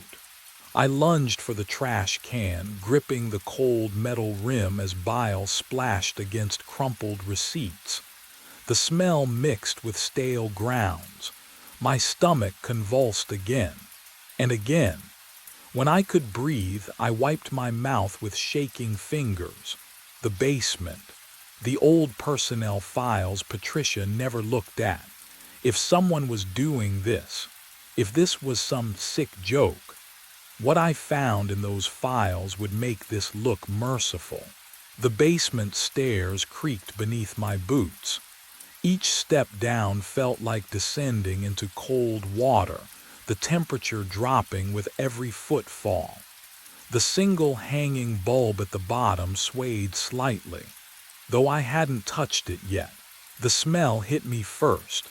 Mold and old paper and something underneath, something sweet and wrong. I pulled the chain. Yellow light spilled across concrete walls lined with metal filing cabinets, their surfaces filmed with decades of dust. Personnel records, 1920s through present day. My hands shook as I pulled open drawer after drawer. The folders were organized by decade, their manila edges soft with age and moisture. 1950s, 1960s, 1970s, 1980s. I flipped through names I didn't recognize, faces faded to sepia ghosts in stapled photographs. Henderson, Kowalski, Marino. My fingers stopped.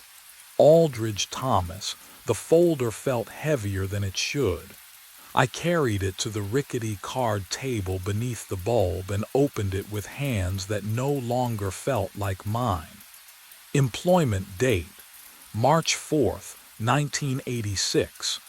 Date of termination, October 19th, 1987.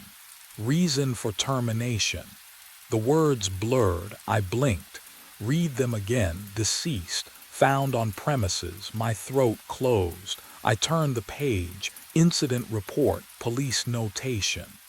The handwriting was tight, efficient, bureaucratic. Body discovered 0300 hours by night patrol officer. Location, section D, row 12. Margaret Hartwell gravesite. Time of death estimated, 03:14 a.m. No signs of foul play. Cause of death, cardiac arrest. No next of kin notified. 03:14. The numbers burned. I couldn't breathe, couldn't think. My vision tunneled to the final page clipped inside the folder. Personnel photograph, required for all employees. I lifted it with trembling fingers. The face staring back at me was mine. Same receding hairline, same scar above the left eyebrow, same exhausted eyes. But the date stamp in the corner read April 7th, 1986. And in the margin, someone had written in faded blue ink. He said he'd been here before. I blinked, and the day was gone. My truck sat parked in Section B, engine cold. The sun hung low and orange through skeletal oaks. I was holding my rake, but the pile of leaves at my feet looked hours old, dry and crackling. My ACL throbbed like I'd been walking for miles. I couldn't remember anything after lunch. Panic crawled up my throat. Can you imagine losing 6 hours of your life, not sleeping through them, not forgetting them, just gone? I checked my phone, 4:17 p.m. The last thing I remembered was eating a sandwich in the shed at 11:30. I drove back to the office, hands shaking on the wheel. The heater blasted, but I couldn't get warm. That's when the smell hit me. Lilac, sweet and cloying like standing inside a funeral home cooler.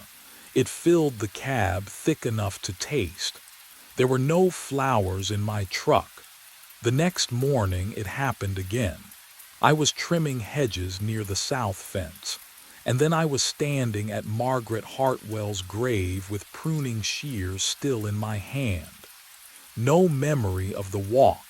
No sense of time passing, just a blank space where my mind should have been. The headstone felt warm under my palm, despite the October cold. But what terrified me most wasn't the missing time. That evening, I stood at the shed window washing my hands. The water ran rust-brown from the pump. My reflection stared back, hollow-eyed and pale, and behind me, oh God! Behind my left shoulder, another face. Same features, same uniform, watching me with eyes that didn't blink. I spun around, empty shed. Just tools and dust and silence. The lilac smell intensified until my eyes watered, and somewhere in the gathering dark, I heard footsteps that matched my limp. One heavy, one light, one heavy, one light, walking toward me through rows of graves I couldn't see. I spread the files across the shed floor. Thomas Aldridge's personnel record, my own, side by side in the dust. The dates matched, not similar, identical. Thomas tore his ACL in April 1986. Spring maintenance accident, mower rolled on uneven ground. I tore mine April 2023. Same month. Same equipment failure. Same everything. My hands shook as I flipped through his medical leave forms. The paper felt cold. Wrong. 8 weeks recovery for both of us. 8 weeks before we returned to work, limping changed. Thomas's wife filed for divorce in June 1986. Linda filed against me June 2023. I traced the words with my finger. The complaints were nearly identical. Emotional distance, refusal to communicate, a husband who'd become a stranger. The lilac smell thickened in my throat. I grabbed my own hiring date. October 1st, 2023. Thomas's hiring date. October 1st, 1986. Exactly 37 years apart. Can you imagine discovering you're not living your own life? That every choice you thought you made, someone made before you. My breath came in short gasps. The shed walls pressed closer. I counted backwards from the dates. Thomas died November 4th, 1987. 1 year and 34 days after he started, I pulled out my phone. The screen glowed harsh in the darkness. November 3rd, 2024. Tomorrow. 1 year. 34 days. The pattern was perfect. Every injury, every loss, every lonely night in this cemetery. I wasn't replacing Thomas Aldridge. I was him, living his life again, step by step, moment by moment. Trapped in a loop I couldn't see until now. But the worst realization was still coming. I stumbled outside. The night air did nothing to clear my head. My boots, the same boots Thomas wore in that photo, crunched on gravel as I walked without thinking. My body knew where to go. Margaret Hartwell's grave. The headstone gleamed under moonlight. I dropped to my knees, pressed my palm against the marble. Warm, always warm. The heat crawled up my arm like something alive. "Why?" I whispered. The lilac scent wrapped around me, suffocating, sweet. I tried to stand, to walk away. My legs wouldn't move. Not yet, not paralyzed, just waiting, like they knew something I didn't, like they'd done this before and would do it again. I thought about the footage, the figure at 3:14 a.m., same limp, same face. That was me tomorrow night, or tonight. Time didn't work right here anymore. The compulsion started as a whisper in my skull. You have to come back. I shook my head, fought it. My ACL throbbed with phantom pain. You have to bring the flowers. No. The word barely escaped my lips. The whisper became a command, undeniable, absolute. Tonight, 3:14 a.m., you will walk to this grave. I wanted to run, to drive away and never return, to call Patricia, call Linda, call anyone who might pull me out of this nightmare. But my truck keys felt heavy in my pocket, too heavy to lift. My limbs belonged to something else now, something that had been guiding me for months, positioning me, preparing me. The loop was closing, and I couldn't fight what was already written. Because tomorrow night, no, tonight, in just a few hours, I would become the figure on that camera. I would bring the lilies. I would stand at this grave for exactly 8 minutes. And what happened after those 8 minutes? That was the part Thomas's file didn't say. My legs carry me forward without permission. Left foot, right foot. The limp I know by heart, playing out like muscle memory that belongs to someone else. White lilies press cold against my palm. I didn't buy them. Can't remember picking them up. But here they are, real as the gravel crunching beneath my boots. The October air tastes metallic. Wrong. 3:13 a.m. I checked my truck's dashboard before my body pulled me out. But that clock runs 8 minutes fast, always has, which means, oh, I'm late. Section D spreads before me in shadow. The oaks overhead don't move. No wind, just silence thick enough to choke on. My ACL throbs with each step, but I can't stop. Won't stop. Something else steers now. Then I see him, standing at Margaret Hartwell's grave. Same uniform, same posture, same my breath catches. He turns. It's my face staring back at me. Every line, every scar from the divorce I don't talk about. The exhaustion I see each morning in the shed's dusty mirror. All of it, reflected in a man who shouldn't exist. We stand 3 feet apart. The smell of lilac rises between us, cloying and sweet, though no flowers bloom in October. It coats my throat, makes me want to gag. His lips move. My voice comes out. You are 8 minutes late.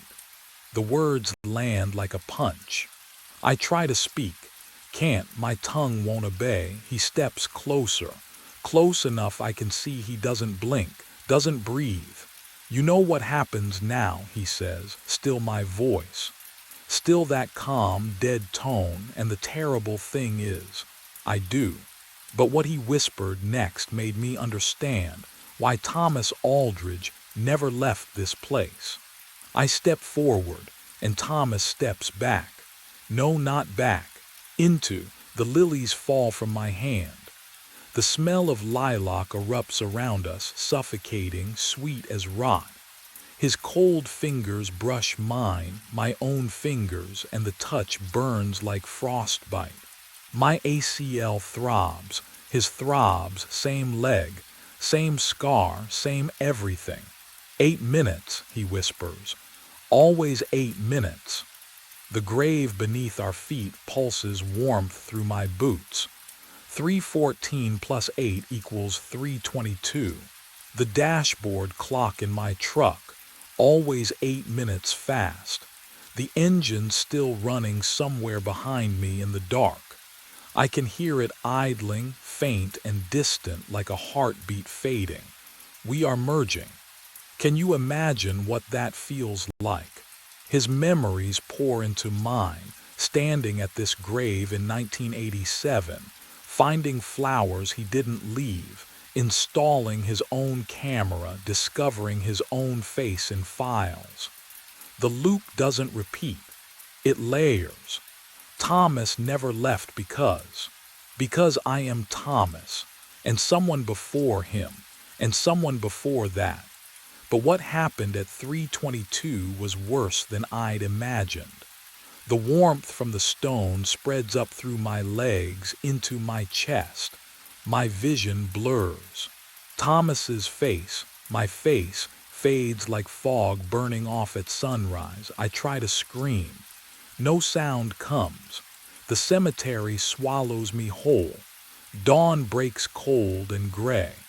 The new groundskeeper parks his truck near Section D, coffee steaming in his hand. He limps slightly, bad knee from years ago, as he begins his first morning rounds at Oak Ridge. Margaret Hartwell's grave wears fresh white lilies. No footprints in the frost. In the shed, he'll find personnel files later. 2 photographs paper-clipped inside. Thomas Aldridge, 1987. Ethan Miller, last week. Identical faces staring back. Both gone at 3:22 a.m. The smell hit me before I even turned the key. Death, or something close to it. That sour sweet rot that burrows into your throat and stays there. Brenda had called it in 3 hours ago, refused to go near the room herself. I didn't blame her. The graveyard shift was mine to own, my penance for avoiding daylight and people who asked questions I couldn't answer. Room 118, ground floor, corner unit. The master key felt heavier than usual. My hand shook just slightly as I slid it into the lock. The metallic click echoed down the empty hallway. I pushed the door open and stopped. The room was empty, bed made, corners tight. No luggage, no guest. The smell should have been overwhelming in here, but it wasn't. It was faint, wrong, like it was coming from inside the walls instead of the air. I stepped inside. The carpet muffled my footsteps. Too quiet. The kind of silence that makes you hold your breath without meaning to. That's when I saw the bathroom mirror. Condensation covered the glass in a thick fog, droplets sliding down in slow trails. But the room was cold. No steam. No shower running. And in the center of that wet surface, someone had traced words with their finger. I'm still checked in. Don't enter after midnight. My pulse hammered in my ears. Who writes a message? In an empty room. I grabbed a towel and wiped the mirror clean. My reflection stared back, pale and exhausted. Just my imagination, I told myself. Just another reason I shouldn't work nights. But what I found when I returned to the front desk would prove that some warnings aren't meant to be ignored. I pulled up the guest log on the computer. Room 118. Occupied. Checked in 13 minutes ago. The name on the screen was mine. My hand hovered over the phone. The receiver felt heavier than it should, cold plastic slick against my palm. Room 118 shouldn't be occupied. The bed was made. The room was empty, but the computer doesn't lie. I dialed the extension. 118. The line clicked open before the first ring finished. No greeting, just breathing, wet, labored like someone drowning on dry land. Hello, my voice cracked. This is the front desk. I need to verify. The breathing stopped. Silence pressed against my ear, thick and waiting. Then a voice came through. My voice. Same flat Oklahoma accent. Same tired rasp from too many graveyard shifts. You weren't supposed to open that room. My throat closed. I couldn't breathe, couldn't move. I've been dead in the walls for 6 months, the voice continued, calm and patient. Now you let me out. The line went dead with a soft click. I dropped the receiver. It swung by its cord, tapping against the desk in a slow rhythm. The stale coffee I'd poured an hour ago had gone cold, but I could smell something else now. That chemical odor from 118 seeping down the hallway. Formaldehyde. Rot. Something preserved but decaying anyway. Can you imagine hearing your own voice tell you you're dead? But what happened next made my blood turn to ice. Down the hallway, past the vending machines and the ice dispenser. A door opened. Not a quick motion. Slow, deliberate. The hinges creaked in the empty silence. Then footsteps, heavy, steady, coming toward the lobby. I stared at the security monitor. The hallway camera showed nothing. Empty corridor, flickering fluorescent lights. But I could hear them. Closer. The drag of shoes on worn carpet. The slight scrape of something being pulled behind. The footsteps stopped just outside my office door. My eyes snapped to the security monitor. The grainy black and white feed showed the hallway. And this time, Something was there. A figure in a motel uniform moved toward the camera with slow, deliberate steps.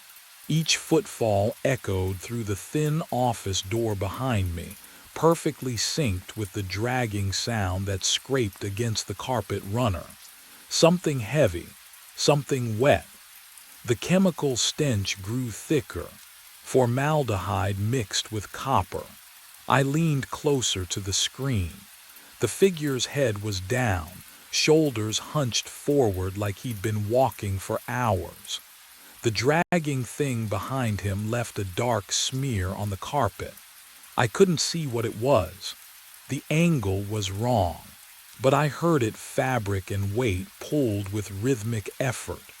The figure stopped beneath the hallway camera. Then, oh God, he looked up.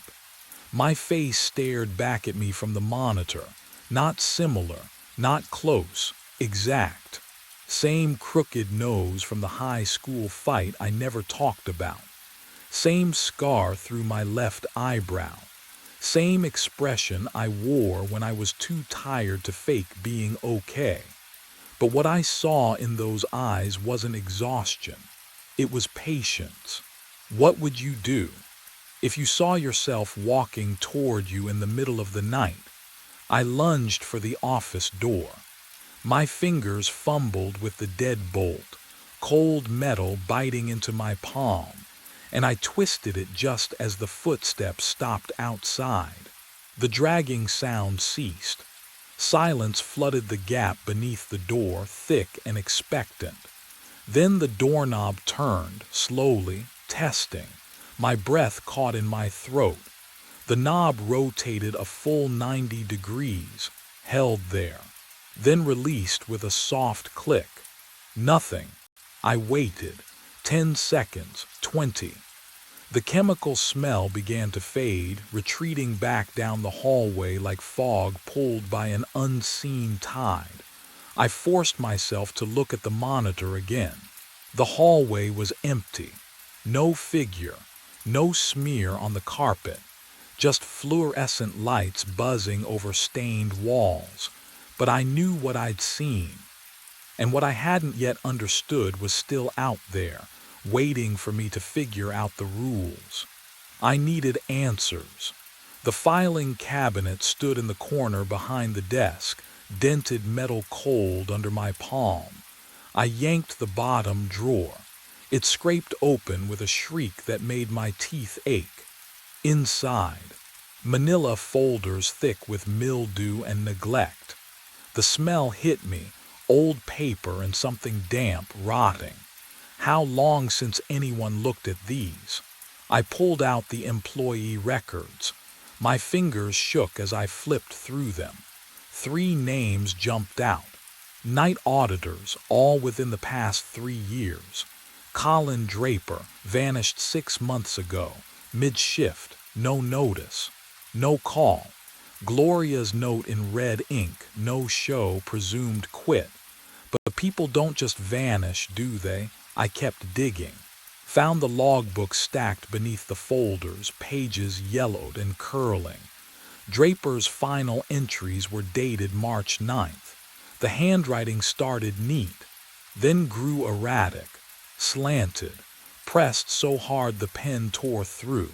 March 8th. Quiet night. Guest in 118 paid cash for the week. Keeps curtains drawn. March 9th. Guest in 118 knows my name. How, that was it. The last line he ever wrote. My pulse hammered in my ears. The silence around me felt thick. Waiting, what would you do if you found that? If you saw your predecessor's terror preserved in ink? I turned the page. The next entry was dated March 10th. Different handwriting. Smooth. Careful, it said, Derek Paulson, first shift, all quiet. But I didn't start working here 6 months ago. Did I? The air in the office grew colder. I could see my breath now, faint clouds in the dim light. Behind me, something creaked, the soft groan of a floorboard adjusting to weight. I wasn't alone anymore. I didn't wait for whatever shared the office with me. I ran. The side exit door slammed behind me, and gray dawn light spilled through windows that faced the parking lot. Wrong direction. I'd gone through the side door, should have been facing the dumpsters and the tree line. Instead, the lobby spread out before me. Same scuffed tile, same flickering fluorescence. My breath came in short gasps. The cold morning air tasted metallic like blood or rust. I turned back. The door I just exited, labeled office, sat exactly where it should be, behind me, not in front. I tried the front entrance, pushed through. 3 steps onto the concrete walkway, and my shoes squeaked on tile again. Lobby. The same crooked vacancy sign buzzed in the window. What would you do? Keep trying, or accept what your gut already knows? I tried 4 more exits. Maintenance closet. Emergency door by the ice machine. The back delivery entrance that always stuck. Every single one spat me back into that lobby like a dog on an invisible chain. But the real nightmare waited outside in the parking lot. My sedan sat in its usual spot under the broken lamppost. I yanked the door handle, cold enough to burn my palm, and dropped into the driver's seat. Turned the key. Click, click, nothing. The engine didn't even turn over, just dead silence. I tried again and again. The steering wheel felt wrong under my hands, too smooth, too cold, like touching a corpse. I looked up at the motel through the windshield. Started driving anyway, coasting in neutral down the slight grade of the lot. The exit was 30 yards away. 20. 10. The hood ornament passed the painted yellow line marking the property boundary, and suddenly I was rolling backward. Up the grade, back toward my parking spot. The motel loomed larger in the rearview mirror. I slammed the brakes. Didn't matter. The car drifted backward until the tires kissed the curb in the exact spot I'd started. The phone. Inside. I had to call someone. Gloria answered on the second ring. Pineview Motor Lodge. Gloria, thank God, it's me, it's Derek. Something's wrong here, I can't. I'm sorry. Her voice was pleasant, distant. Who is this? My throat closed. Derek. Derek Paulson. I work the night shift. I've been working here for. Derek Paulson quit 6 months ago, hun. She paused. I heard papers rustling. Didn't even give notice, just stopped showing up. Who is this? And why are you calling from the motel phone? The line went dead in my hand. And that's when I heard footsteps in the hallway, coming from room 118. I moved, didn't think, just ran. The staff bathroom, closest door, no windows. I slammed it shut and locked it, my breath coming in shallow gasps. The footsteps had stopped, or maybe they were waiting. I pressed my back against the cold tile wall and tried to steady myself. Think. I dug into my back pocket, fingers fumbling for my wallet. The leather was worn, familiar. But when I flipped it open under the flickering fluorescent light, nothing made sense. My driver's license stared back at me. Derek James Paulson, my face, my address, but the expiration date, last year, March. I blinked, checked again. The plastic felt real enough, smooth under my thumb, but the numbers didn't lie. How long had I been carrying an expired license without noticing? Can you imagine going months without checking something so basic? My phone. I pulled it from my pocket, hands shaking. The screen glowed faintly, no signal. The date frozen at April 19th, 6 months ago. The battery icon showed full, but nothing moved. No notifications.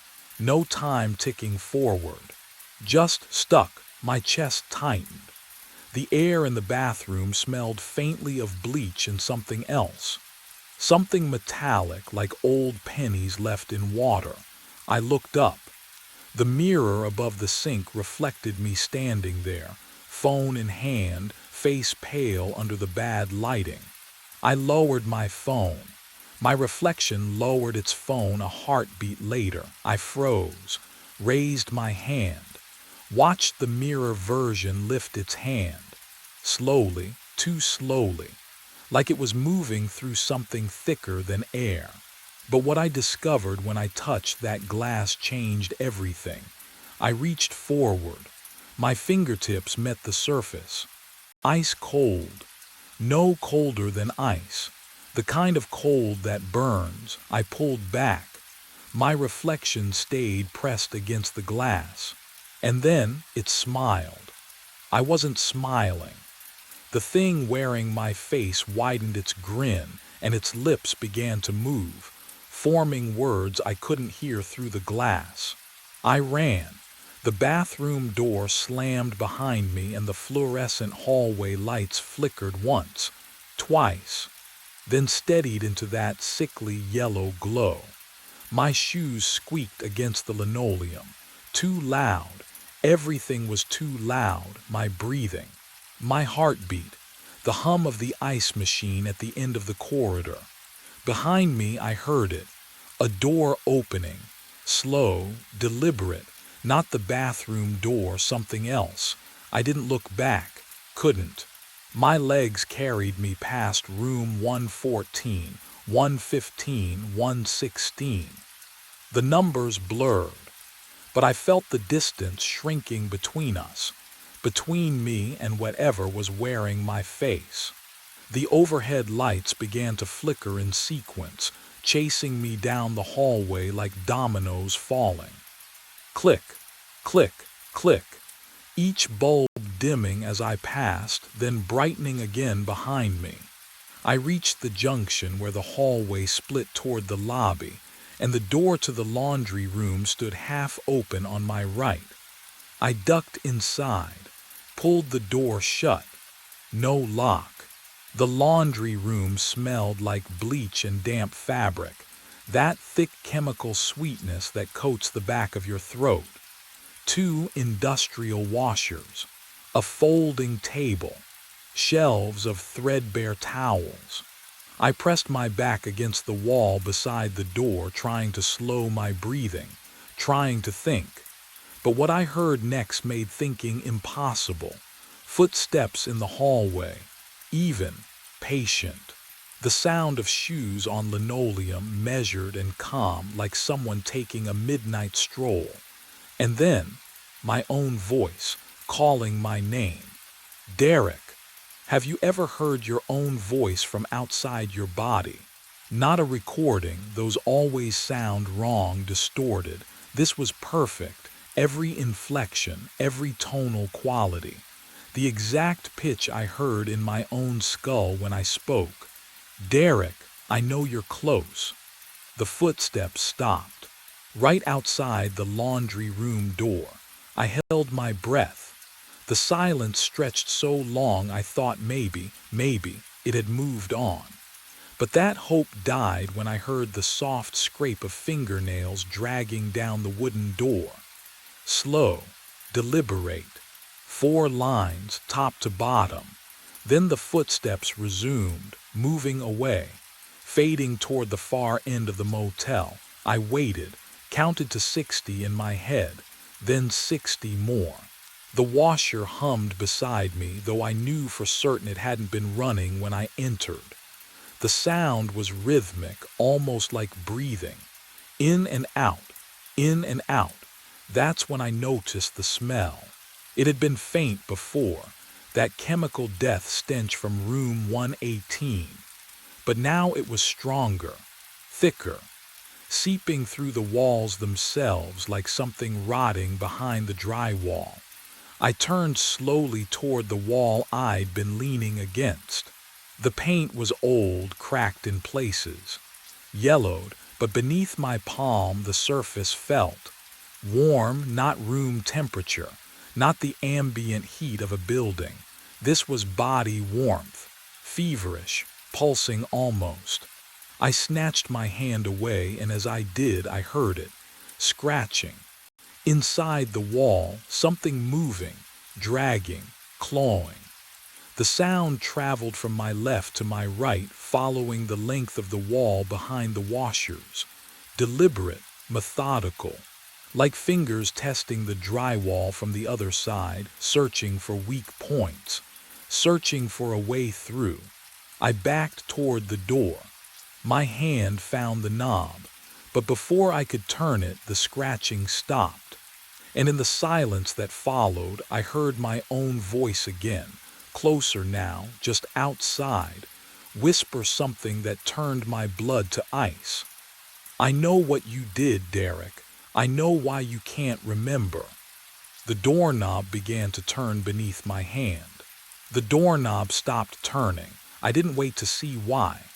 I shoved through the laundry room's rear service door, didn't know it existed until panic made me look, and stumbled into the cold night air. But the air smelled wrong. Chemical. Familiar. I was standing outside room 118. The door stood open, waiting. My legs moved before my brain caught up. I crossed the threshold and the temperature dropped 10 degrees. The smell hit me like a fist. That sickly sweet rot I'd been chasing all night, concentrated here, soaking into the carpet and walls. The scratching sound started again, not from the hallway, from inside the wall behind the headboard. Something was in there, something that had been clawing for a very long time. I grabbed the headboard and yanked it away from the wall. The drywall behind it bulged outward, warped and soft with moisture. I could see cracks spreading like veins.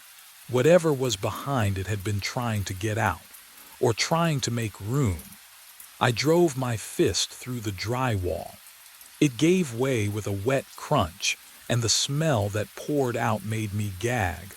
Rotting meat and mildew and something else, something older. I tore at the edges, pulling away chunks of plaster and insulation, widening the hole until I could see into the darkness beyond. A crawl space, barely 3 feet deep. And it wasn't empty. Fabric, rotting. Dark shapes wedged into the narrow cavity like sardines in a tin. I fumbled for my phone, shone the light inside, and my stomach turned to ice. 3 bodies. Can you imagine finding yourself staring at your own future? Because that's what I saw in that crawl space. They wore the same uniform I had on. Pale blue shirts, name tags still pinned to their chests despite the advanced decay. I leaned closer, bile rising in my throat, and read the names embossed on tarnished plastic. Draper, HSU, Alvarez. The missing night auditors, all of them, stacked in the walls like forgotten luggage. But what chilled me most wasn't the bodies. It was the fresh scratches on the inside of the drywall, made from within. And the newest corpse was still wearing a watch that ticked softly in the dark. Behind me, footsteps entered the room. Slow, deliberate. My own voice whispered from the doorway, and what it said made my blood freeze. I bolted, through the doorway, past the smell clinging to my uniform like grease. My shoes slapped the hallway tile too loud, too fast, but the other footsteps behind me matched my rhythm exactly. Not rushing, just keeping pace. The lobby fluorescents buzzed overhead as I stumbled behind the front desk. My breath came in short gasps. I turned. He stood in the center of the lobby, my face, my uniform, my posture even. that slight slouch I'd always hated. But his eyes were calm, patient. "You ran," he said with my voice, not mocking, observing. "Stay back." My hand found the desk phone, dead, no dial tone, just silence. He tilted his head. "You're not Derek Paulson." I. "I am. You're what he left behind when he ran." He stepped closer. The floor didn't creak under his weight. "I'm what stayed." The air turned cold. That chemical smell from 118 seeped through the vents, filling my lungs. I pressed my back against the monitor. Static hissed from the speakers.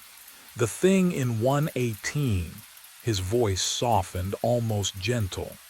"It feeds on unfinished shifts, on abandonment. Someone starts the work, then leaves.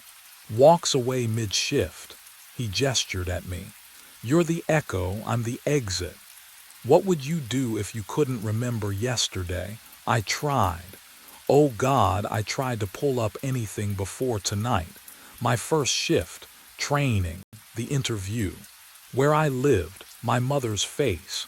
My childhood bedroom, nothing, just the desk, the keys, the hallway, an endless loop of fluorescent light and rotting air. "You've been here 6 months," he whispered, repeating the same 8 hours, trying to finish what he abandoned. But the real horror was what he said next. I woke with my cheek pressed against the front desk. Sunlight. Real sunlight streaming through the office window, warm and gold. The fluorescent buzz had stopped. Morning sounds filtered in from the parking lot. Car doors, an engine turning over, a crow cawing somewhere distant. My mouth tasted like stale coffee. My neck ached. 8:03 in the morning. The door chimed. Gloria Finch breezed in, carrying her thermos and clipboard, keys jangling on her belt.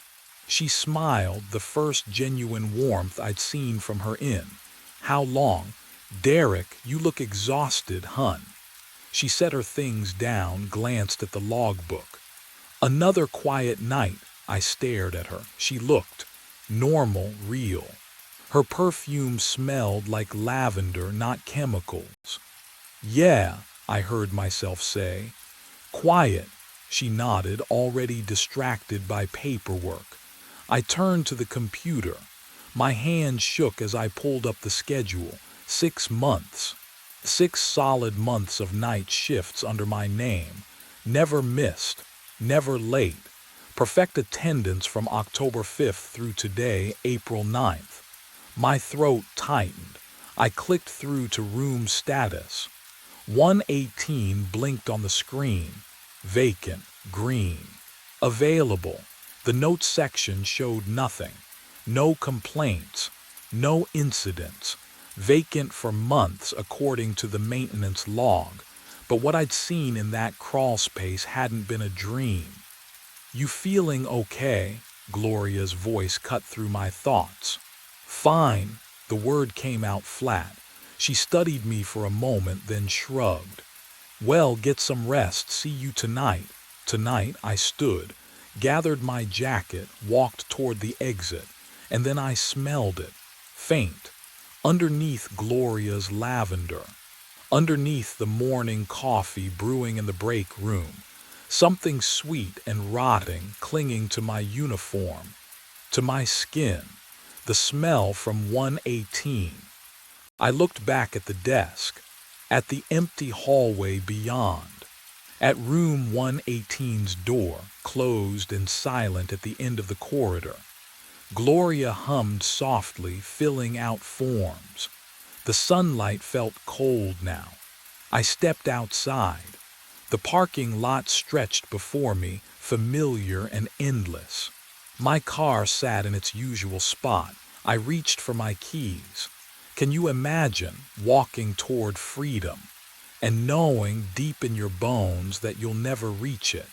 I opened the car door, started the engine, drove toward the exit.